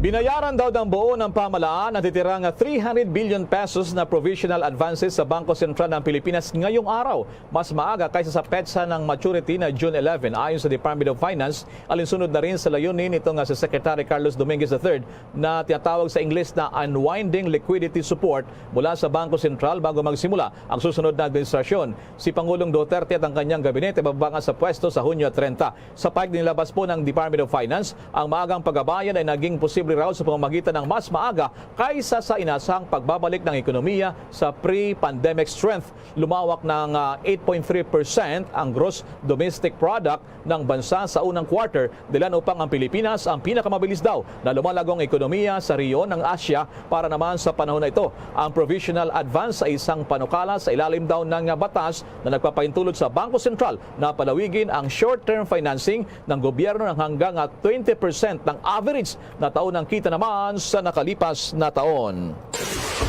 Bombo Business News. Bombo Foreign Exchange Update. Samantala, sa report pa rin ng Bangko Sentral, ang halaga ng piso ay medyo malakas ngayon kontra dolyar. Sa report ngayon ng BSP, ang isang dolyar ay katumbas naman ng 52 pesos and 39 centavos. Ang Hong Kong dollar naman ay 6 pesos and 67 centavos. Ang Singaporean dollar, 37 pesos and 97 centavos. Ang euro ay 55 pesos and 46 centavos. Ang Saudi Riyal, katumbas yan sa Pilipinas, 13 pesos and 96 centavos. The Bombo Foreign Exchange Rate Update is brought to you by Queen City Development Bank. Mga kabombo ka Star Nation, bago tayo magtatapos ay sama-sama pa rin tayong manalangin. Narito ang Oratio Imperata. Merciful and compassionate Father, we confess our sins and we humbly come to you to find forgiveness and life. We come to you in our need to seek your protection against the COVID-19 virus that has disturbed and claimed many lives. We ask you now to look upon us with love and by your healing hand, dispel the fear of sickness and death, restore our hope, and strengthen our faith. We pray that you guide the people tasked to find cures for this disease and to stem its transmission. Bless the efforts to use the medicines developed to end the pandemic in our country. We pray for our health workers that they may minister to the sick with competence and compassion. Grant them health in mind and body, strength in their commitment, protection from the disease. We pray for those afflicted. May they be restored to health. Protect those who care for them. Grant eternal rest to those who have died. Give us the grace in these trying times to work for the good of all and to help those in need. May our concern and compassion for each other see us through this crisis and lead us to conversion and holiness. Grant all these through our Lord Jesus Christ, your Son, who lives and reigns with you in the unity of the Holy Spirit, God, forever and ever. Amen. We fly to your protection. O Holy Mother of God, do not despise our petition in our necessities, but deliver us always from all dangers. O glorious and blessed Virgin. Amen. Our Lady, health of the sick, pray for us. Saint Joseph, pray for us. Saint Raphael the Archangel, pray for us. San Roque, pray for us. San Lorenzo Ruiz, pray for us. San Pedro Calungsod, pray for us. Luzon, Visayas at Mindanao, maging sa buong mundo, yan ang kabuuan ng ating Bombo Network News Evening Edition at live via satellite mula sa Bombo News Center Makati na napakalakas pa rin naranasang boost namin ng ulan sa ngayon. Kami po ang inyong mga nakasabang ng hatid ng mga balita. Ako si Bombo Jane Buna. Ako naman si Bombil Maracol para sa Pambansang Radyo ng Pilipinas. Basta Radyo, Bombo! Maraming salamat sa Bombo News Center. Sa Bombo Radio Bacolod Philippine Standard Time, 3 minutos sa nakaligid sa taknang alas 7 sa gabi. Maayong gabi sa Radsang Bacolod, Negros Occidental, Western Visayas, Bilog nga kalibutan, nagapalag na para tuntunan, Zona Libre. Karon niya daw sang Biyernes Petsa 20, sabahin sa bulan sang Mayo tuig 2022. Sa ato sa ring pagpalagad sa aton nga pag-ulupdaray sa karon nga gabi, may kapod na ang inyo sa ring alagad si Bombo Pons Espino. Tug bitalas sa 9 ang takna sa ring gabi sa pagadulong sa kapagpatpat sa pinakabadragkuan nga mga balita. Balita lokal, balita national, balita sa wasang pungsod, pinakabadragkuan nga mga balita sa Batag Sinampang kag sa artista. Sa pagkita pag-obdan man sang buko sa puwersa sa DYWB Bombo Radio Pato Reporters ato sa ring nga mga Bombo correspondents sa Bombo Volunteers nga maghatag man sa pinakabadragkuan nga mga balita. uli nga ma-report ka nagklanabo asahin sa resitag sa cameras of responsibility. Antes ang tanan pagtami-tanay sa aton sa nga makutan mataga permati na to na broad mga pinalangga nga managrense kag mabakulodon dito sa luwasang pungsod nga nagalang taon na karagap mati sa aton pinagi sa Facebook, sa YouTube, no? At the same time sabahin sa 630 kHz. So inyo sa dingin mo, i-click nyo lamang, i-search nyo ang amo sa official nga account sa Facebook kag sa YouTube, Bombo Radio Bacolod. Magwa na dayon, no? Ang live nga mapalatuntunan sa Bombo Radio Bacolod from sign on to sign off. No, nga pagparegaw naton iya sa sining pag-broadcast. Now diin kaman nga kalipatan, no, ang pagpanamyaw naton sa bahin sa ato sa ring nga kauturan, no, sa mga tagparamati sa 630 kHz. So sa liwata, welcome sa Biyernes nga edisyon sa Zona Libre. 5 minutos sa kaligat sa tak ng alas 7 sa gabi sa aton nga pagparagad na nurabing talor pangdon. Pila ka ba dalagkuan naton nga mga balita sa mga top stories of the day. Dalagkuan nga mga balita lokal. Ang makareaksyon karon niya makabaran sang mga opisyal sang syudad sa Bacolod ini may kang tanan, no, sa sining postponement sang barangay kag SK election. No, so ti ginatanana tani ini sa parabuton nga Mayo 5, Disyembre 5 tuig 2022, no, pero ti ang bill pending pa sa gapon dire makabanan, no, sa bahin sang area, no, sang House of Representatives ang ining nasambit iya nga bill. No, so to may posibilidad pa makabanan ko dako pang tsansa, no, nga ti liwat naman ini nga ma-postpone, no, sa panabuton nga bulan sa Mayo. Kung lang taon naton ang mga opisyal subong daw ara na sa masulod sa 4 ka tuig. Ang pagtiner nila sa pwesto wala yasang eleksyon. No, kay iti nadilatar man isang 2019 nga midterm elections. No, so ti waay naman, no, gin postpone naman iya makabanan ang ining eleksyon. Sa balata karon dire, no, ang tabiraton sa aton sa nga bisita, no, si Councilor Lidigles Gonzales Palen, ang ABC President iya sang syudad iya sang Bacolod, no, basiman sa iya sining mapananawan sa postponement sang barangay kag SK election. Kag syempre no, paano iya makabanan ato bangon naman, no, sang sining mga kapitan, no, nga mga pro Grupo Progreso. Kay ti way nagdaog si Mayor Bing Nerdia, no, napierde siya, no, sa kwartahanay napierde siya, no, dinatagay diri sa bahin sang syudad sa Bacolod. So suno sa ilang istorya man, no, sa piyak siring kampo, no, nga ang kwartahanay ti grabe gid. To so bago sa kapirdihan automatic, no, pagka kwan sinidiri may changes man sa leadership, no, pwede ta magsala.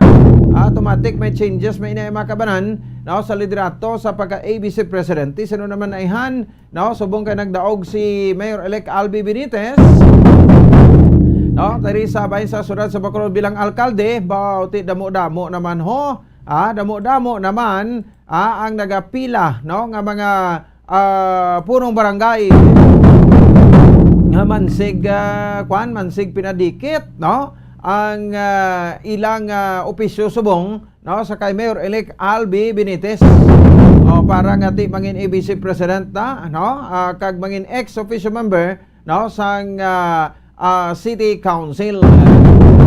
No, si Councilor Lidigles Gonzales Palen ti ara na, no, na-expectar niya na kuno, base sa amon sining initial nga pagsuranay kay na, gina-expectar niya na, no, nga islan sa bilang ABC President sang syudad sang Bacolod.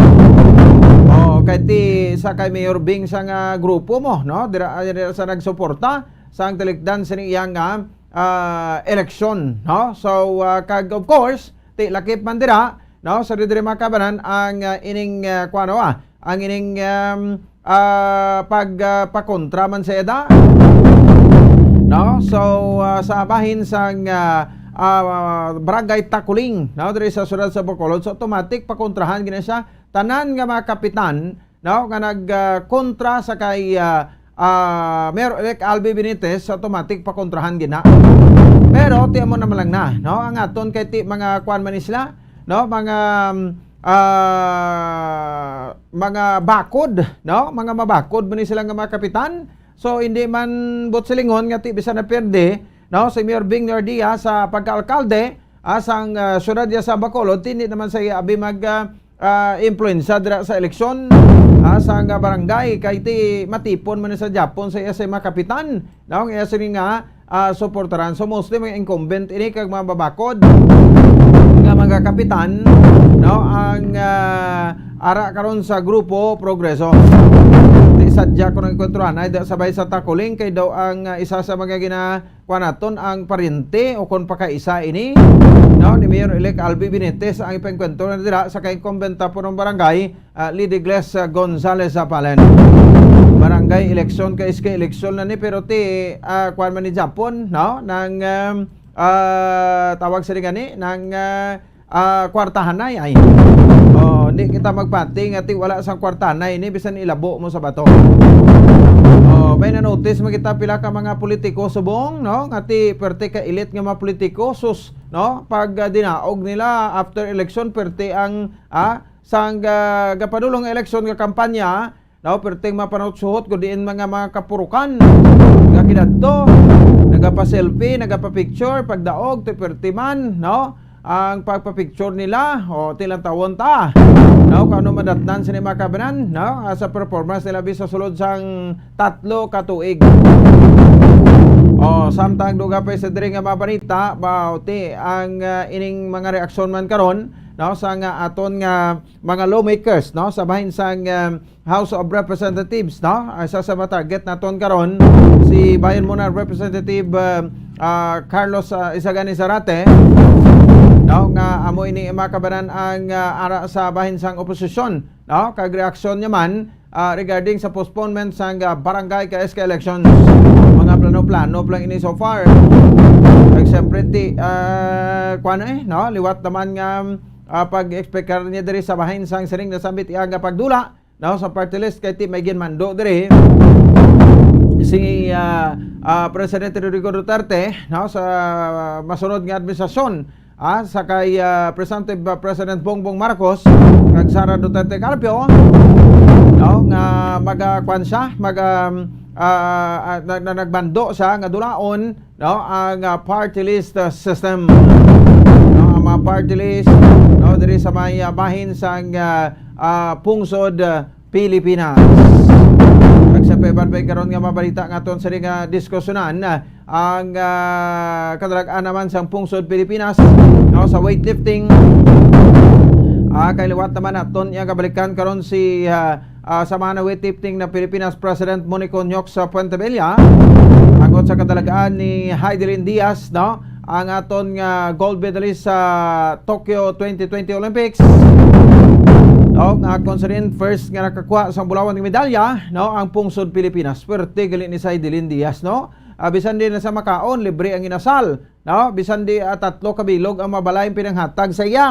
May mga salakyan pa, no, nga pinanghatag sa iya. Tapos may unlimited pa sa unlimited pa siya Bombo Kim nga enjoyment sa sakay sa eroplano. Bisan di sa masakadto, may ara man sa sang unlimited, no, nga fuel o kon gasolina or crudo ina, no, sa iya siring salakyan sa isa ka gasoline station. Grabe. Ang bagaling kay nasa aga, no, sa interview sa kay Sir Nyok sa Puentebella nga ti nagpahayag siya, no, nga siya ti dapat makuha ni siya, no, mga buhi na gibla, no, magakwan sa into married life. Pero daw gusto niya pagid kuno mampang ti may another nga Tokyo Olympics naman daw gusto niya pagid. Pero ti sige lang hibalaon tanan ebi, no, kun ano pa na, no, kay ti siya do ay naman sa andoms kabuhi niya, pero ti importante nga natagan liwat dungog, no, ang pungsod Pilipinas sa ginpergon nga 31st Southeast Asian Games dito sa bayan sang Hanoi, Vietnam. Ang latest kami daw standing karon, tali ang pungsod Pilipinas, no, nahulog sa ikalima nga pwesto. Daw na unahan pa kita sang pungsod Indonesia I think to by 47 kabulawan ni medalya, samtang ang Pilipinas may ara sang 41. So do dako pagaling aton sa nga lalagson. No, sa nagapadayon nga 31st Southeast Asian Games, no, diri sa bahin sa ako dito sa Hanoi, Vietnam. Samtang duga pa sa diri nga mabalita, report man karon ni Bombo ni Silminado, no, diri man sa bahin sa ato sa kapag pangalagad ang kaso sang dengue sa probinsya liwat nga nagtaas. O ano iya makabanan ang ining mga dugang mga reminders sa aton nga provincial health officer, no, sa probinsya sa Negros Occidental, no, nga si Dr. Ernel Tumimbang. Andreman sabay sa aton sa nga pagpalagad sa aton sa iya nga palatuntunan. Okay, liwat nato na, no, sa dring diskusyonan, no, kay ti ang COVID halos na tapos na. No, so ti ko natapos ang COVID, no, kag do ari na kita sa ginatawag ang makabanan nga new normal, no, so ti ang atubangon tang dengue mas delikado ang dengue. O nga ang mas delikado ang dengue, no, kay mas makamamatay ang dengue. May pang COVID, no, kay may bakuna kita, no, nga pwede makuha, pwede maka-avail kita sa bakuna, no, pero sa bahin naman iya sang dengue daw wala gid iya sang bulong until now. Wala man sa bakuna until now sa dengue. Okay, liga ti daw gito testingan ato, no, pero ti damo mareklamo, no, kag damo ang mga nagkaramatay. Because especially itong mga kabataan nga ginhimo bilang mga kuan ato, no, mga recipient duman nyo ang dengue vaccine. No, so ti amo na siya, no, so diskusyonan na nato karon diri sa ato sa pagpalagad kag syempre ang Bombo Radio Bacolod, no, Bombo Radio Bacolod DYWB 630 kHz liwat naman nga ginpasidunggan, no, sa University of St. Lasal sa ilang gipregayon nga Believe Awards, no, subong iyang hapon. No, so kay because nga ti People's Choice Award kita sa gapon kay kita ang most listened radio station sa AM. Sa king conduct diri makabaran nga radio research, no, sa survey research sa radio survey research, no, sang Mass Communication Department sang University of St. Lasal. Bisan libuton mo ako, no, abilog sa nga sudad sang Bacolod, ang ginapamatian Bombo Radio. No, Bombo Radio Bacolod. So pila na katuig, no, nga nangin kuan kita, no, nangin kabahin kag syempre, no, nagapabilin sa aton as always, no, na maintain naton, no, ang ining pagpasidungog, no, nga ginahatag sang University of St. Lasal. Isa sa mga prestiyoso, no, sa diri makabanan nga universidad diri sa sudad sa Bacolod. No, so thank you so much, Gid, no. So hindi kami kabalo kung ano ang pwede namon nga ibalo sa inyo, pero ti bagod man sang siring kadalagan, no, sang aton siring nga mga kauturan the same time sa aton siring nga mga kabombo, no. So ti way kami sang liwan pagid nga pasalamatan, no, kundi ang aton nga mga listeners, ang mga loyal nga mga listeners ang Bombo Radio Bacolod. Sling nila most listened to AM stations diri sa bahay sa Zona sa Bacolod goes to Bombo Radio Bacolod. Oras sa Bombo Radio Bacolod Philippine Standard Time, 18 minutos na ang nakaligad sa takna nga alas 7 sa gabi, no, diri man sa bahin sa aton siring nga pagpalagad, no, diri sa aton siring nga palatuntunan. Uy, sige lang, no, diskusyon natin karon kami mga breaking story kita, no, diri sa aton nga pagpalagad. Samtang mga dalaguan nga mga balita nasyonal, diri kita anay, no, sa mainit nga siyempre mga topiko sa bahin sa kadalagaan, no, kag siyempre Presumptive President Bongbong Marcos and Presumptive Vice President Sara Duterte Carpio ang nagdirect bala sa mga kampanya sang UD team, no, nga si Direk Paul Soriano, ang bana, no, ni Tony Gonzaga. Until now wala pa gikuno sa posisyon kay gin-offer sa iya, no, ang Marcos administration. Ti kung natawon naton no sa bahin sang unit team no sa kay BBM sa kay Bongbong Marcos no ti siyempre may mga artista man no nga ginapangdala sa mga rallies no. So damo man sa mga artista nga ginapagdala sa mga rallies no. So ti galing kay mas damo pag kay Vice President Leni Robredo no haluson nga ti hakuton niya ang artista sang ABS-CBN mo. Diba? No? So tapos ti ang mga artista nagakuan man no nagabuhi man sa mga hindi amo nga matinaga no nga nagaresulta sang negative para sa kay Vice President Leni Robredo.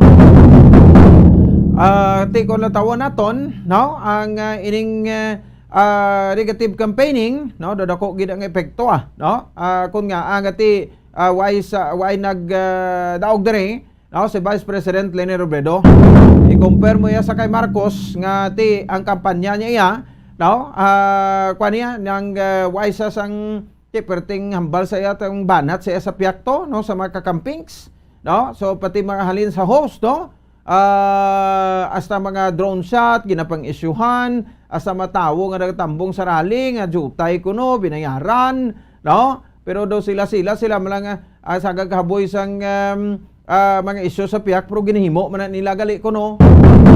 Mo man ang hambal sang iban. Diba? No? So ti sa host pa lang daan niya sang kakamping siya nagakuan niya mo no. Palagtik na sa istorya ang siya nga sino na si Uji Diaz no o kasi no na si Loy o mga komedyante no kanaga siling niya nga ti ang tanan nga ari diri no wala sang utang sa BIR ka nagbayad sa tax ti mayo bala na imbis nga ang ikampanya mo dira no ang plataporma sang sang ginaserbisyuhan ninyo kay ti way magani kuno sila bayad mo no volunteer man sila nga kampanya sa kay BP Leni pero mapati ka mo. Mati ko gani bilyones ka pesos ang budget no ni Vice President Leni Robredo kay damo nag-sponsor sa yaman mo. Di ta magpati nga wala na mabayad mga artista ang upoda no mawiyang sila tiyempo paras na kay mo mala nang ilang aplangubian diba. So ti hasta nga sa mga host no nga nagasiling sa di kag nagabaw dinugangan pagid no ni anay Commissioner Rowena Guanzon. Di mo to pagitong naglain to. So mga issue no. So ti ari no ever since no talk of the town gimaning mga Marcoses no because ang pagsugod no kag mismo sa aton former president the late president no Ferdinand Edelin Marcos no nga ti tatakman sa pamisaron sa mga Pilipino no nga ni siyang isa ka diktador after nga nagmando sa sang martial law no ka naglawig sa pwesto sa sulod sang 20 katuig no magluwas ka diktador no nangawat pa kuno nangawat pa kuno sa kaban sa gobyerno. So ti damo sa salabton iya makabanan no sa pumuluyong Pilipino. So ining history naton no diri sa baybayin sa pungsod Pilipinas kay siling tagani no baka siling kita whether the Marcoses are good or bad no kung magdaog si Bongbong Marcos no. So do you think nga ti kung magdaog sinidiri makabanan no kung magdaog si Bongbong Marcos let's say abi nga ti ko iproklamar ni sa kinog proklamar na gid man siya no sa House of Representatives next week no kag magtinunto sila do you think nga ang tao hindi naman magwa sa tagsa ka pamalayan nila no kag magsinggitan sa tunga sang dalan panawagan sang resignation ni Marcos kung ang ginhimo tuligad sang mahimuon naman subong no. So manabi ma-declare sa martial law pero do kalayo naman no kay may isa gani kita ka president sa bol sa muniblang kung sa boxing may knockout siya kag knockdown siya sa boxing sa bahin sang presidential race may knockdown man siya kag knockout no si Pacquiao no na knockdown man sa presidential race siling niya gani no may mga ginwigit pa sa nga istorya niya kung magdaog si Marcos no magdaog ya si Marcos no pamarsalo liwat di ko na anong classic kwan ini man nano ini nga classic panghambalan nun sa isa ka president sa Bolman no.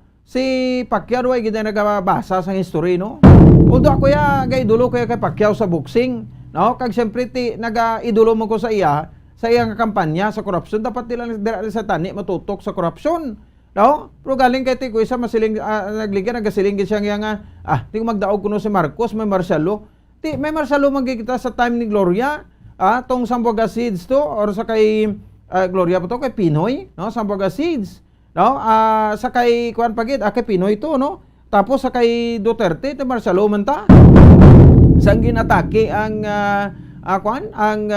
Marawi, no? Sa Mama Uti Brothers. Okay man ang Marcelo muna bala. So gina-compare to abi ang history, no? Sang una ka sa subong. Sang una, why pa to kita sang siling naga-enjoy sa aton siling nga demokrasya o kon ang demokrasya nga panggobyerno, why ta pa to na-enjoy kiti sa dictator governments kita mo. Marcelo ang kasugaan gin pastro sa bahin sa mga militar. Batas militar to ya. Di ba?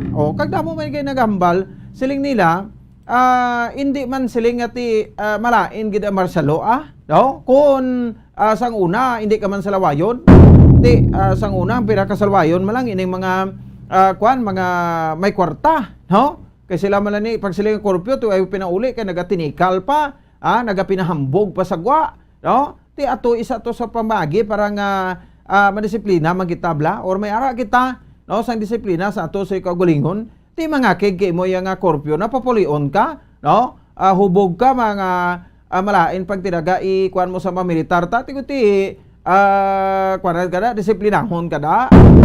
Hanuton ka da bisang batutam sing ka masinggitag daw agoy, no? Tapos masinggitag daw human rights violations pero ang sala mo ara ka pa sa kalye, ara ka pa sa gwa, nagainom ka pa kapasikat ka tinikal ka pa kay damo ka kwarta, nga supposed to be dapat mo na oras sa balay ka na. Ang mga pigado tang makauturan to kay apos man pagpati nila okay man no? So nakalampuwas man sila di ba? So muna simple nga mga bagay So in 6 years, no, kung matapos niya, no, ang yasiri nga termino ni BBM, no, in 6 years diri kita ni makasiling nga the Marcoses are good or bad. No, di ba? Duwa na ni nga Marcos mo, no? Unang amay ti subong ang bata. So wata kabalo, no? Basi kun mag-ayo man ang panghimanwa, no? Said ni Marcos, so let us give him a chance, no? Kay the majority, no, says the majority had spoken, no? The people has spoken, the Filipinos has spoken, no? Kasi Marcos na ang ibutang nga presidente for 6 years. So kung sa nga term June 30, 2022, no, up to June 30, 2028. Kasi punta anom gid ka tuig, no, nga pagtirer niya sa pwesto. And it's time for us man, it's time for Bongbong Marcos man, no, to correct sang history, no, sa mga nagkanabo. Kagati siyempre ili may issues nga nabuhi sa iya, so dapat naman ang asabton, no, kung may sala no, sabton niya. Una da ang sabay sang failure sa iya pag-file sa iya sa income tax return, no? Kag at the same time iya makabanan, no, sabahin man sang sabahin sang sining 203 billion pesos nga real estate tax. At iya siling sa una sang oposisyon, no, nga sa magdaog si Marcos makwits na lang ini, no? So baloon tay kung ano ma-comment yan dre pero perti pasubong iya makabanan ka too early pa, no, sa pag no, sa pag underestimate sa kay BBM, no. So we'll wait and see sa pagsugod sa nga termino by June 30, pero damo pa nagapawalabag may mapetisyon pa sa Korte Suprema nga punggan ang aton sa ang proklamasyon, no, punggan ang proklamasyon sa House of Representatives. Pero sa mga argumento dito kalayo naman no, kay tikon basihan naton, no, ang ining sabahin sa sabat, no, manifestation sang lawyer ni Bongbong Marcos nga sa Attorney Estelito Mendoza sa Section 4 Article 7 sang Constitution nagsiling, the Dictator Solicitor General says the language and intent of the provision makes canvass and proclamation by Congress mandatory and the Supreme Court is without the jurisdiction to prevent implementation. Amo na ang mas klaro, brief and concise, no, clear, no, sabat ni Attorney Estrito Mendoza. At so far mapala na madragko naton nga mabalita nasyonal, no, aton sa ring nga pagdiskusyonan, diri man sa aton sa ring nga pagalagad, diri sa aton sa ring nga palatuntunan. Oras sa Bombo Radio Bacolod Philippine Standard Time, 29 minutos sa kaligid sa tak ng alas 7 sa gabi pabalik naton. May kaupod no, ang presidente sang sama na weightlifting ng Pilipinas, Monico Nyox Pentebella sa sining kadarag-alman ni Heidi Lindias kamay chimpo kita. No, basta maka-interview kita no sa gold medalist sa 31st Southeast Asian Games dito sa Hanoi, Vietnam, Heidi Lin Diaz. Magabalik kita pagkatapos kilamang sini. Mga carcinogenic foods o kuntigi nga mga pagkaon mangintunaan sang cancer. Nakahibalo bala kamo nga ang mga tigi o konsunog nga parte sang pagkaon kaangay sang barbecue kag inasal makabig nga carcinogenic o kon mangintunaan sang pagtubo sang cancer sa aton lawas. Kung naghambal kita carcinogen o kung carcinogenic, amoy ni ang substance, radionuclide o kung radiation nga nagapapromote sang carcinogenesis o kung pagporma sang cancer. Madamo ang mga carcinogenic foods nga naging paborito naton. Kaangay sa mga processed meat, overcooked foods, kag mga fried foods like french fries. Abaw! Ang paborito ta nga pork barbecue kag chicken inasal. Nga gina-request tagid nga well done ang pagluto o kung ginapatigi-tigi tagid. Makabig nga carcinogenic, processed meat, overcooked foods, and fried foods may increase risk of some types of cancer. Ang mga chemical nga ginausal sa processed kag cured meat, kaangay sang nitrates nga isa ka food preservatives para sa bacon, subong man sausages kag ham, mahimo makaproduce man sang carcinogens. Wala labot sa mga carcinogenic foods, mayara man nga ginatawag non-radioactive carcinogens nga mangintunaan man sang cancer. Kaangay sang paghaklo naton sang asbestos kag aso sang sigarilyo. Gani, likawan gid ang pagkaon sang batok o konsunog nga pagkaon. Makapila ka beses kung magpangapisa sa kadlaw, maghinay-hinay lang sa pag-inom sang kape bagod may ara ini sang ini maayo nga epekto sa lawas. Apang paano bala mibruan kung masobrahan na kita sa kape. Nahibaluan nga ang 400 mg sang caffeine o kung kapin-apat katasa sang brewed coffee sa isa ka adlaw ang makabig pa nga safe para sa pila ka mga healthy adults. Apang, dapat naman ini nga hagan-haganon kung makabatyag na sa mga sintomas nga nagapahibalo nga nasubrahan ka na sa kape. Ini ang ginalakipan sang pagsakit sang ulo, hindi makatulog, anxiety, kag masami nga ginanerbiyos, kalakip na ang paglingin sang ulo, pagka-irritable, masami nga pagpangihi, pagpalangurog sang unod, kag pagdasig sang kuba-kuba sang dughan. Gani mga kabombo, hagan-hagan lang sa kape. Pamangkot, sino sa inyo ang may tanom nga saging nga saba sa inyo balay o kun uma?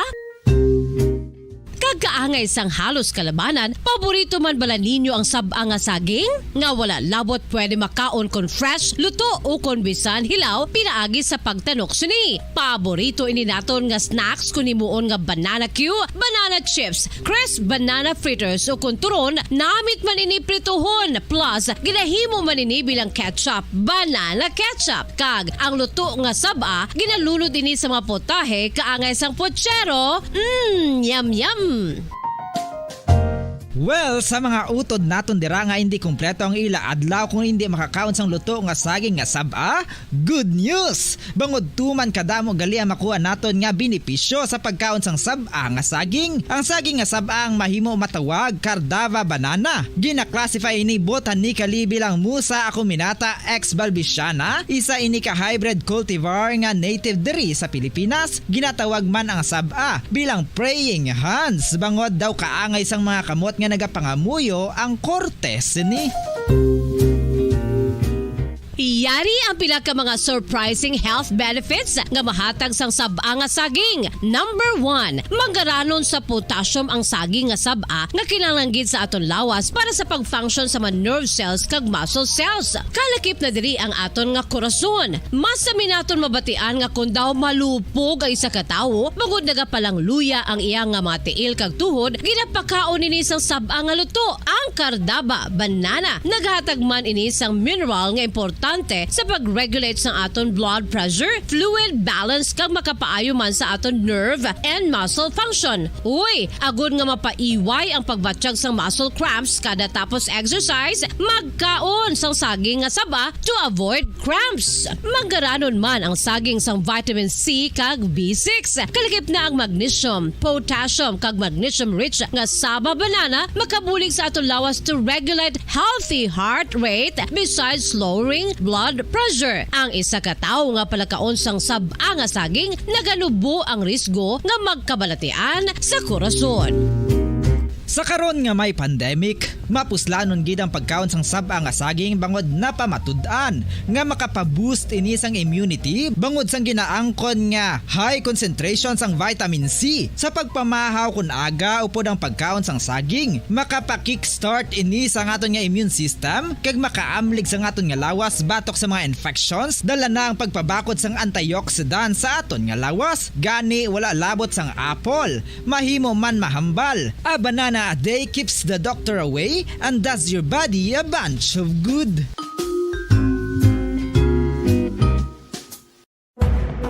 Madamos ang sahi sa pagpamasahe kag isa na diri ang foot massage. Magluwas sa relaxing feeling nga mahatag sini, nakaibalo-bala ka mo. Nga madamo man ini sa benepisyo sa lawas. Ang pagmasahe sang tiil ang maka-improve sang blood circulation. Bangod nagabulig ini sa pag-transport sang oxygen sa cells sang lawas. Nagapromote man ini sang mas maayo nga tulog, kag ginabulong ang sakit sa ulo, migraine, sakit sa liog kag likod. Nagapa-improve man ini sang modo kag nagabulig bato sa depresyon. Magluwas diri, ginapabilin sini nga healthy ang tiil kag malayo sa food problems. Bangod gina-stimulate sini ang mga ugat diri kag ginabuhinan ang stiffness kag sakit sa dapa-dapa. Gani mga kabombo, maayo gid sa lawas ang foot massage.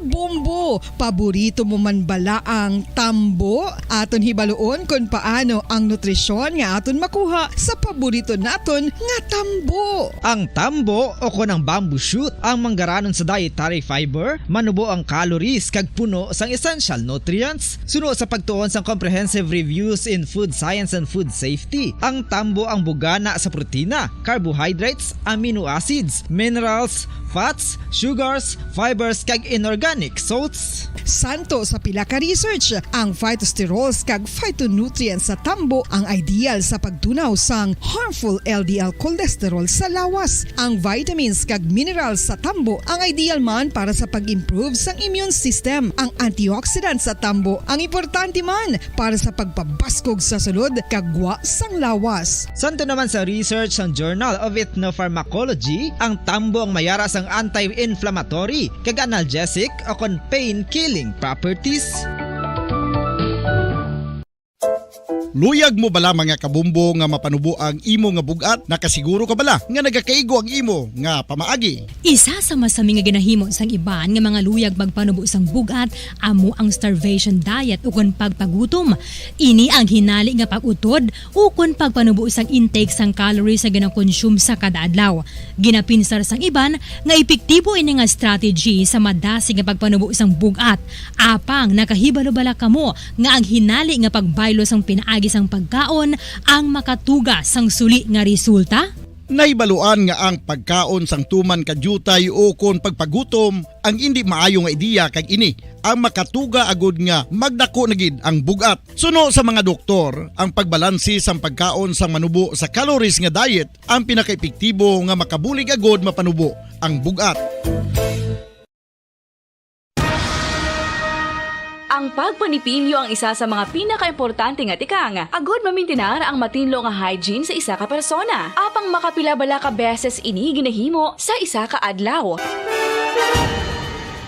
Suno sa American Dental Association, ginarekomendar ang pagpanipilyo sang makaduha ka beses sa isa ka adlaw. Sunod diri, maayo ang pagpanipilyo sa aga kag sa gabi gamit ang isa ka soft brittled brush. Para sa optimum dental health, ginapahayag sang ADA ang pagpanipilyo sa 2 ka minutos kag siguraduhon nga matinluan gid ang kada ngipon. Importante man nga tinluan ang tunga sang ngipon, isa ka beses kada adlaw. Importante man nga tinluan ang gum line, bangod posible ini nga tiniran sang bakterya. Friendly advice from Bombo Radio Bacolod. Ano ang masaming nga rason sang pagsakit sang aton tiyan? Ang pagsakit sang aton tiyan, ang bangod sa sahi sang pagkaon nga aton masami ginakaon. Suno sa oncologist nga si Dr. Isaac David Ampil II, ang masami nga pagsakit sang tiyan ang bangod sa hyperacidity. Suno diri, ang pagsaka sang acid ang nagatuga sang pagsakit sang tiyan. Ini ang ginatumod nga sinisikmura o kung stomach ache. Ang usual nga ginatunaan sini amo ang pagkaon sa mga pagkaon nga mataas sa acid content, kaangay sang citrus fruits, kag labaw sa tanan ang spicy food. Ang iban nga sources amo ang alcohol, coffee, kag masami ang pagpagutom. Ang stomach pain ang bangod man kung kaisa sa ulcer kung sa diin ginadigest sang acids ang lining sang stomach. Apang agud masiguro ang gintunaan sang stomach pain, mas maayo nga magpakonsulta sa doktor.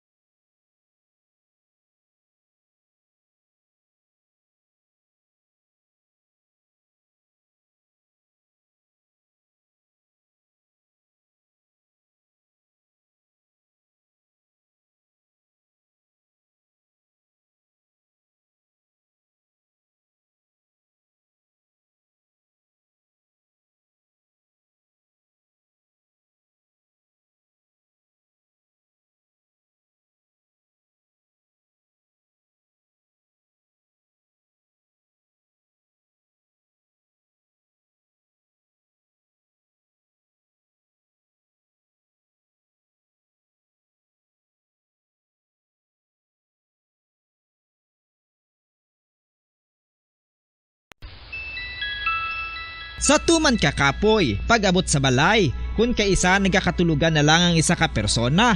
Apang sa babayi antes magdulog, may mga ritual pa nga dapat himuon kaya nga isang paghukas sang makeup. Ano ini ka importante? Ang pagkakas sang makeup kag pagpanghilam o sangguya antes magtulog ang maayo para sa panit bangod ginakakasini ang mga cosmetics, impurities kag higko sa surface ng skin nga makatugas ang iritasyon o kung pagpadasig sang pagtigulang sini kung hindi mahimo. Ginabuhinan man sini ang risgo sa pagdevelop sang pimples, pagpula sang guya, blackheads kay iban pa nga size sang blemishes. Naga-promote man ini sang cellular renewal paagi sa paghukas sang dead skin.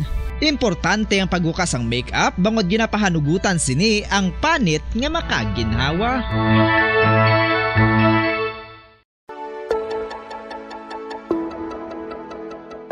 Luyag mo bala nga buligan ang imong guya nga magmangin mahining ukon makaangkon sang top of the line highlighter nga pwede lamang maangkon na sa sulod sang balay. Huo mga kabombo! No fancy skincare products, no messy do-it-yourself masks, kag ini ang pinaagi lamang sa ice cubes nga madamo naman ang nagahimo sini kag nagahambal nga epektibo ang ini nga beauty regimen kag skincare tip. Suno sa mga dermatologist, makabuligid ang pagnusnos sang ice cube sa aton guya adlaw-adlaw. Ang ice makadulot sang pagpahugot sang aton panit sa guya bangod gina-constrict sini ang mga blood vessels diri. Rason nga nagakipot man ang mga pores kag wrinkles sa aton guya. Nagapakupos pa ini sa mga inflammations kaangay sang eye bags kag pagpalangharok sang aton mga mata. Ang pag-rub sang ice cube sa aton guya makahatag sang soothing effect kung may nagatubo nga acne. Kag ang kabugnaw sang ice nagapapana sang pagpalamula sang panit dulo sang dalalagko nga mga punggod nga nagatubo kalakip na ang sunburns kag rashes. Makabulig man ang pagnusnos ng ice cube sa aton guya sa pag-reduce sa mga aging signs kaangay sang fine lines kag wrinkles ukon pagkurinot sang panit. Ini bangod nga ang coldness sang ice nagabulig sa pagpahugot sa mga pores sa aton panit, making your skin look firmer and younger. Apa ang importante nga pahanumdum, kung mag-rub o kung magnusnos ang ice cube sa guya, dapat inanay lang kag in circular motion for best results. Makaisa man lang ka best kada adlaw dapat nga mag-apply sang ice cube sa guya. Gani, ano pa ang ginahulat mo? It's time for Ice Ice Baby! Magluwas sa baboy, baka kag manok, may isa ka karne nga sara nga mahimo alternatibo nga iserbe sa lamesa sa mga Pinoy kag ini ang rabbit meat o kon karne sang kuneho. Suno sa pagtuon, mas matinlo ini kag mas healthy kung ikumparar sa iban nga karne sang sapat. Ang rabbit meat ang sara nga lutuon sa pamaagi nga naanda na sang kadamaan, kaangay sang adobo, lumpia Shanghai kag lechon. Apang ano bala ang mga benepisyo sini sa ikaayong lawas? Ini ang mayara sang mataas nga porsyento sang easily digestible protein kag nagaunod sang jutay nga fat kung ikumparar sa iban nga sahi sang karne. Nagaunod man ini sang jutay nga calorie value sang sa iban kag almost cholesterol free ini. Gani makabig siya nga heart patient friendly. Mas jutay man ang sodium content sa rabbit meat, samtang mas madamo naman ang calcium kag phosphorus content sini.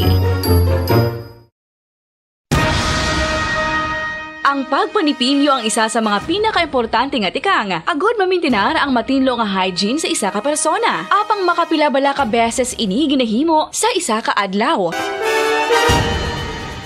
Suno sa American Dental Association, ginarekomendar ang pagpanipilyo sang makaduha ka beses sa isa ka adlaw. Sunod diri, maayo ang pagpanipilyo sa aga kag sa gabi gamit ang isa ka soft brittled brush. Para sa optimum dental health, ginapahayag sang ADA ang pagpanipilyo sang 2 ka minutos kag siguraduhon nga matinluan gid ang kada ngipon. Importante man nga tinluan ang tunga sang ngipon, isa ka beses kada adlaw. Importante man nga tinluan ang gum line, bangod posible ini nga tiniran sang bakterya. Friendly advice from Bombo Radio Bacolod.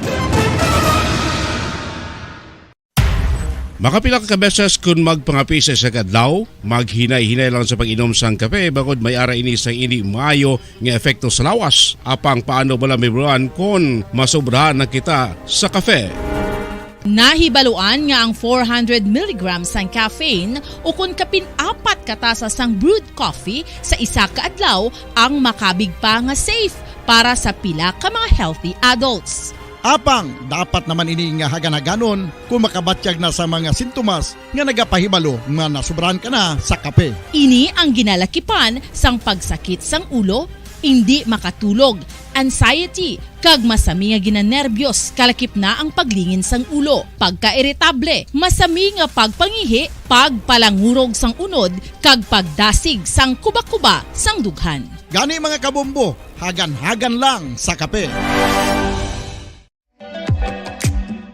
Mga kabombo, ilabilagid sa mga kababainhan. Kung ikaw magtulog, nagasuksok ka bala sang bra o kung wala. Madamo ang mababayi ang wala nagasuksok sang bra kung sila ang magtulog. Magluwas nga ini ang komportable para sa ila, isa sa mga rason kung nga madamo ang wala nagasuksok sang bra kung magtulog, amo ang kahadlok nga makaangkon sang breast cancer. Kangawa nga hindi magdako kag mapunggan sini ang pagkupos sang dughan. Apang suli sa ginapatihan sang kadamaan, wala sang medical evidence nga nagapamatuod nga malain ang pagsuksok sang bra. Depende sa kadakuon sang dughan. Ang pagsuksok sang bra ang makalimit sang breast movement nga makabulig sa pagpamagaan sang breast pain kag nagatuga pa sang mas komportable nga pagtulog. Bangod wala sang major benefits ang pagsuksok sang bra samtang nagakatulog, wala man ini sang major negative nga konsekwensya. Ang importante, matinlo kag masami ini nga ginalabhan agon nga malikawan ang mga skin issue tugasang balhas kag bakterya.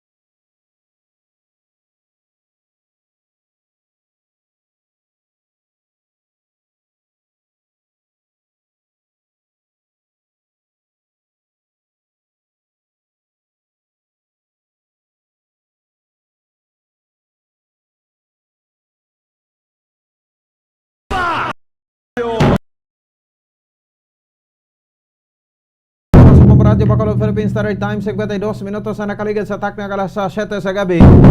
Manayon ka mo nagapamati diri sa aton sa ringa palatuntunan sa Zona Libre. Putse lagad Bombo, Pons, Espino. Sige, now from the Philippines, liton kita abi makaban, lupad kita to sa Hanoi, Vietnam. Mayo gining kwan no nga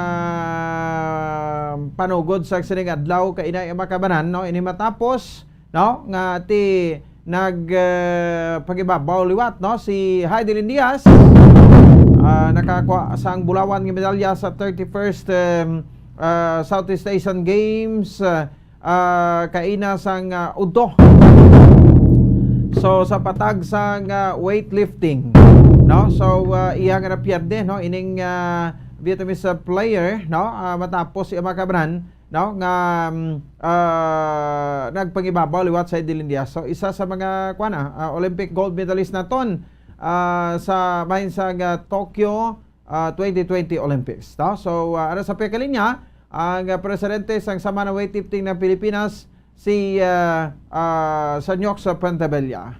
Sir, good evening. Live liwat sa Bombo Radio Bacolod, si Bombo Pons ni. Mayong gabi mga kauturan. Mayong gabi sa tanan, mga pinalangga ko, kay nagwagi naman kita. Isa naman gold medal, para sa weightlifting, kahapon 11, subong gold medal kay Heidelin. Pero mas exciting ni karong adlaw kay ang kontraya, gold medalist man sa Olympics, sa Rio Olympics. Pero daw nulat sila sa Tokyo, kay ginbani sila mo ang Thailand, way ginpa-intra sa Tokyo Olympics, kay daw may sala sila sa doping violation. Susubong nagbalik ang bahay, kinikwento ya, sa first half, may maintindihan sa Pumluyo.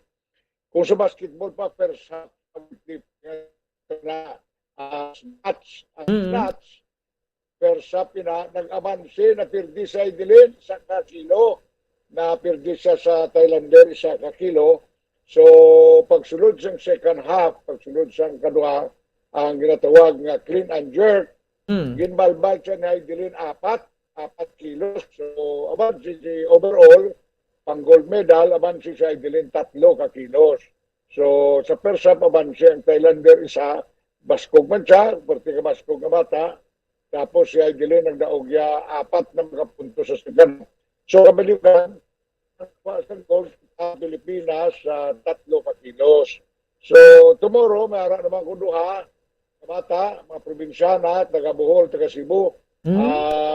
Bantay lang kamo sa Bombo kay basis sortihon may gold naman tabwas.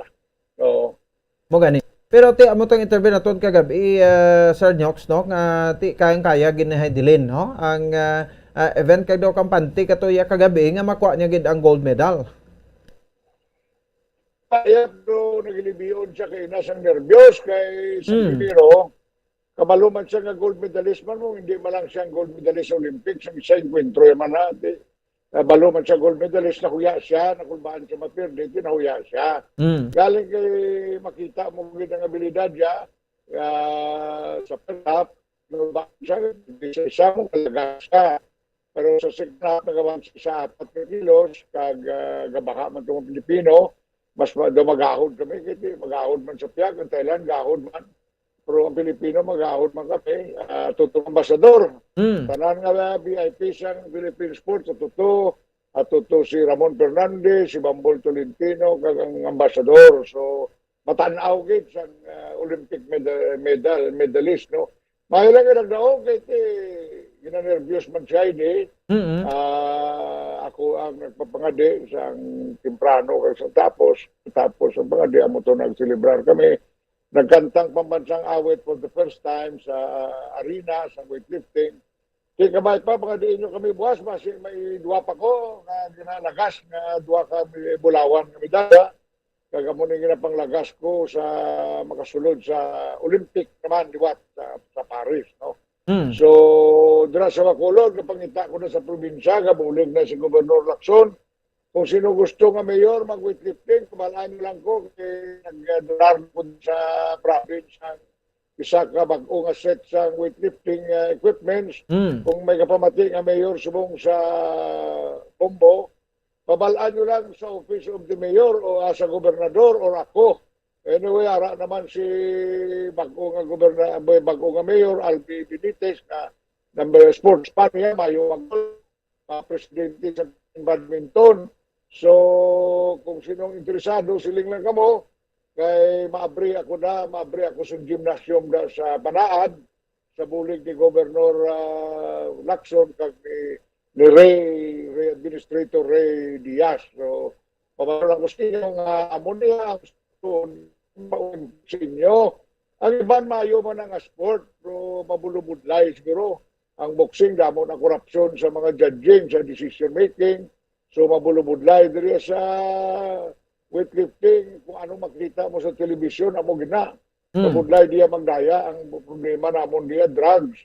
So, muna ginba namon ang Thailand sa Sanoto, 2 katuig. Karoon na sila nagbalik, pero kapasaway naman. So, bantay ko kay Buwas pa, may 3 buwas ang akon ka, tatlo ang akon buwas ka atleta, ka weightlifters. Ang duwada may huyog nga mag-gold medal. May sada nga ginalagas ko nga mabulos kay Heidelin para sa Paris. Kay si Heidelin, nakita mo kay nang iya bugat, ng iya ginakwat, hindi na mo sa Tokyo, lain na, kalayo. Kalayo sa diferensya sa iya pagdaog sa Tokyo kag sang ina. Of course, nagdaog siya, kay mayo siya. Pero ang iya record sa Tokyo kag kay ina kalayo. So, kinahanglan magmuklat na siya, magmata na siya, nga pagpauli, kinahanglan makabakag sa tudo practice kay training, kaya mga kontra namon sa World Championship, sobra pa na sa Thailander kay na. So kung gusto siya mag-retain sa iyang pama, gold medalist, kag gusto siya maglabot sa Paris liwat, kinahanglan mag-training sa tudo, kay kulang kay tapos siya daog sa Tokyo Olympics, naglagaw-lagaw pa siya, enjoy pa siya, Sambuanga, Bacolod, mas diamo siya yung kagtuan, Tagaytay, galagaw sa permit, enjoy man siya sa premyo, pinamanto ka milyon. Pero sumong kaya na mukhatan niya nga daw, hindi kali mayong iya kondisyon, sumong kalayo, gitson sa, mayo lang, nagdaog siya, kaya Thailander, gahala man ang matilaw man ng Thailander, galing sa uli, ang ulihiya nga pagkakwat na hulog, kaya magwanta, kaya madala. Ang barbell, tumba, palakpak na kami, kabalo kami, champion na gold medal ng Pilipinas. So, video ka na sa gali, no? May edad-edad na sa pila na sa Heidelin, subong, sir? Manong 34 na siya sininga, tuig, kag manong pakasal na siya. So, okay. Ako niya gusto, tani ba, pakasal na lang siya, kay nag-silver ka na, nag-gold na, tanan sa mga buhay mo, libre gasolina, libre pagkaon, libre restaurant, libre balay, libre auto, na ano pa gusto mo man. Kaya galing kiti, ang iya boyfriend nga coach daw, handom pa nga mapaparis, Olympics. Amo na nga may ginapreparar na kung kabataan nga makambyo na siya, kay okay. Na-realize na subong at mabalik ka to sa balbalana, training ka tulot Hindi ka nakapakasal. Siguro kung magpakasal ka, pagbusong mo kumaga muna. Amo na sitwasyon da. Magani, no? So, di ba ang iyang coach niya, mo maning iyang fiancé na, no? Magani, amo na yan nobyo. Alin sa una. Tinami man na si Julius Mayo, man wala kalikit Para sa ako niya, kung pakasal na kamo. Kung makababy, baby na. Ano pa gusto mo man? Paris Olympics ka nga naka-gold ka na. Wala sa Pilipino. Wala Pilipino in another 100 years nga makatilaw naman amo ng kalidad. Wala, mabudlay. Mabudlay. 97 years kag magbulawan kita ng medalya. Why may makasunod nag-silver na, tapos after 4 years, nag-gold pagid mo. Isubong daw handom pa, naluoy na kus bata. Maski kinag-ihibi siya, kulba man sa mong, ibi siya nga nervyos siya, wala kang nervyos, naman ka sa tirdis, guro natural na, maghihintay. Anday Jordan, magalampang na champion. Hindi na nervyos mo na tanan. Oo, may man tao nga wala na nervyos basta championship na. Siguro wala lagi na nervyos si Manny Pacquiao Kaya matilaw kaya mo. Amo magani. No, so baliti galing kay kung pasugtanti kung gusto niya pamanggid, din ganing ato next nga Olympic gani? Sa Paris, Paris. Francia. O 2024? 24. Sa 2028 Los Angeles. Pero ang ako nga handom 2024 na lang ma-retire na ko. Hindi na ko kagwanta. Sa ako nga Mas proposal ko, biyahin na lang ko, relax na lang ko, bulig na lang ko kay Councilor Calao Quintibella. Salamat sa inyo. Mabulig na lang ko. Bulig man ko kay Albe Benitez. Kung ano masarangan niya, ginanda niya bulig ko. Mabulig man ko. Makulod nun man ta. Sino pa mabulig na siya. Kung kita, tanan kita mabinuligay, mag-isa na, tapos ng eleksyon na. Gusto na mabuligay na ta. Okay. So pero kung gusto mabinihe dili niya mag-entra pa sa Paris Olympics, hindi man naguro siya mapunggan niya, no? Hindi kay araman ng rubyo yan ang pitik siya daw. Pero mabudlay ay sus. Di ba Diyos na nagupdaray namon? Sa 12 years old. Sa 12 years old ko pa na siya na diskubrihan sa Batang Pinoy. Ang akon nga programa national sa sports commissioner pa ko sa Pilipinas. Mabudlay kay matilaw na siya, makakwalify siya, pero sa siling ang daong.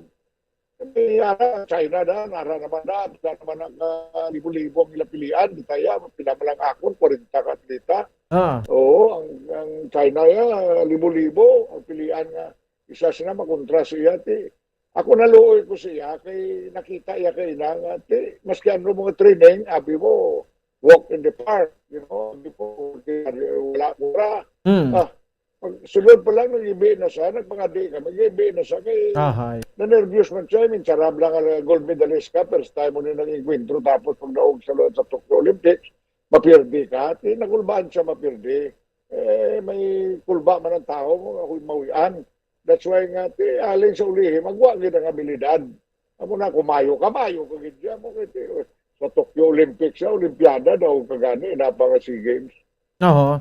Okay, no? So, wati mula na galing, kung nakakuha ta gold nga medalya, although nakabulig-bulig man pero daw nalapawan na tasubong sang Indonesia? Well, wala ko kabalo subong kung pilagin ka medalya, pero madaog ta buwan sa gabi sa basketball, matanaw man ko na, gold medal na, okay? Sa tennis buwas, may isa man ka gold medal, sigurado naman na, duha. Ang boxing siguro, basi makaduwa man. Ako, basi sportiyon, makaduwa. Mga 8 siguro. Kung makakuha kami 8 buwas o 10, basi malapapunta pang Indonesia. Pero, between you and me, sa pagkahanay, kung sulat ko yan para sa Manila Times, artikulo ko yan sa larangan sa sports, gin-predict ko na yan, nga ma-4th and 5th na kita.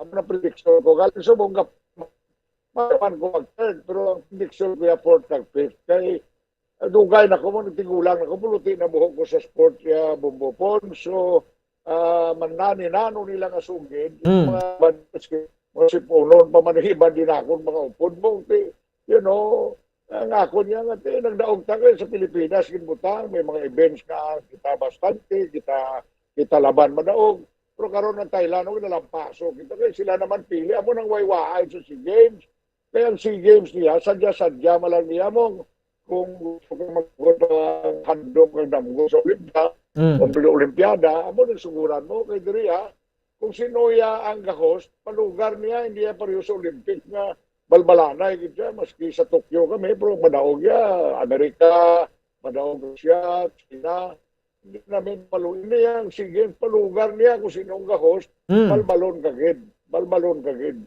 That's why nga, eye-opener man ni sa tanan, nga, every 2 years, mag-host ka sa SEA Games, champion ka magtuig, magwapo ka sa publiko, nga, champion Pilipino, o pag napot sa Vietnam sumong, binalmal kami sa Vietcong.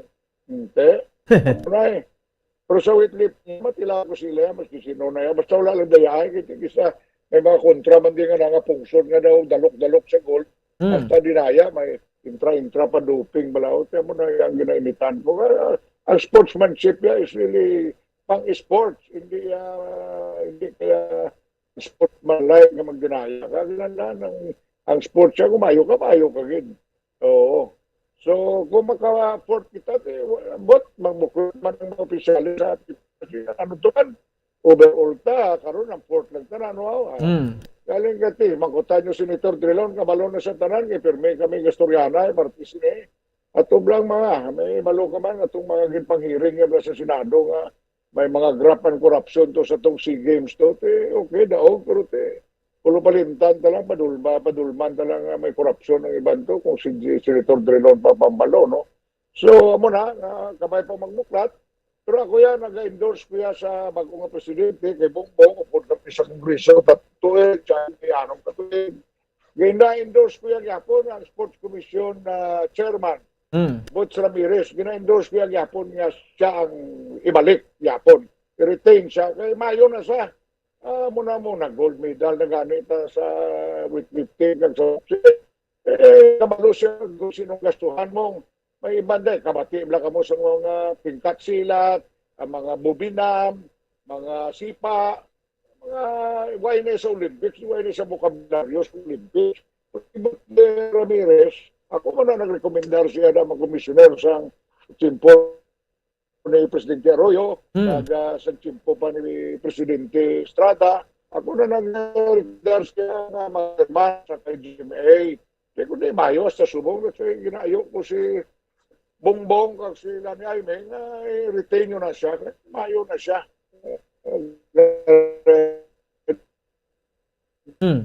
Okay, sir. O, dula-dula ka na? Hello? Sa kabinet, retain mga nila kasi mga tao sa Davao ni Zona, ni Presidente Digong. Ano na?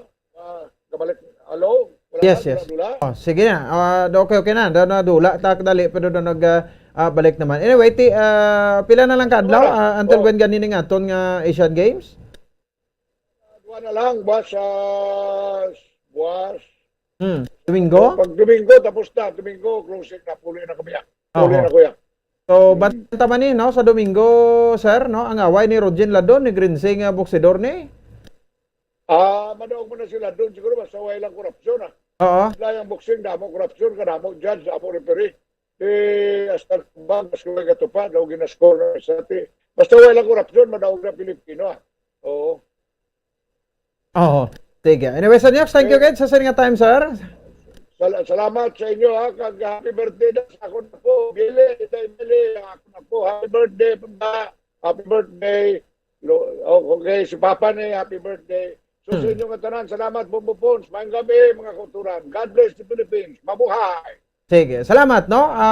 Samahan ng weightlifting ng Pilipinas, President, no? Monique Onyox Pentavella. Sa saling tiisa pa, dugang reaksyon after sa katalagaan rin ni Heidelin Diaz, sang gold, no? Naman kaina sang hapon, no? Dito sa bayan sa Hanoi, Vietnam, sa weightlifting. Congratulations kid no sa Heidelin Diaz kag may duwa pa ka mga weightlifter ang pangbuas kuno nga adlaw ti pangamuyuan nato nina no kay ti kabalo naman kita no sa di makabanan nga dako man nga bugal mo no nga ihatag sa pungsod ang kadalagan sa bahin sa Asian Games. Liwat niya gid nga na pamatud-an no ang iya nga pagka gold medalist sa Olimpiada sa Japan no last 2021 ang ini nga Japan no so nakuha to gold no for 95 years Pilipinas sa sa first nga bulawan ng medalya sa Olimpiada. Pero sa Southeast Asian Games tipisan pa paano no kadugang-dugang sa aton nga hakot nga bulawan nga medalya. So ginakwat ni Heidelin ang kabugusan nga 206 kilograms matapos nga mahakwat ang 92 kilograms sa snatch kag 114 kilograms sa clean and jerk. So nagatempo sa kutani nga makaset sa bag-o nga SEA Games record sa 121 kg sa clean and jerk no apang ini ang napasawan no. So gin-break sang una nga SEA Games record ang iya ginuatan nga snatch sa 91 kg apang ini na break man sa isa ka weightlifter. So nag-compete ni siya batok sa 5 ka lifters lakip na si Sanikon Tanasan sang Thailand nga gold medalist man sa 2016 Rio Olympics. So ti ambal ni Senyok sa Puentevilla, tido medyo kuana, no, mahina-ina na ko no, ang kuana no, ang aura no ni kuan no ni Heidelin. No, so dito hindi na kuno siling ya makakuan, no, hindi na sa kuno maka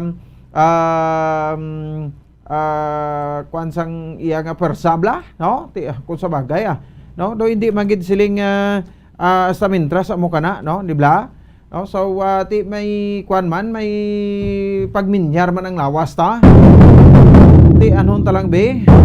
No, di ba? No, so ti ang sige po ti seringani no ni sa Nyox no kasi nga ti tani mapahuway na lang siya, no?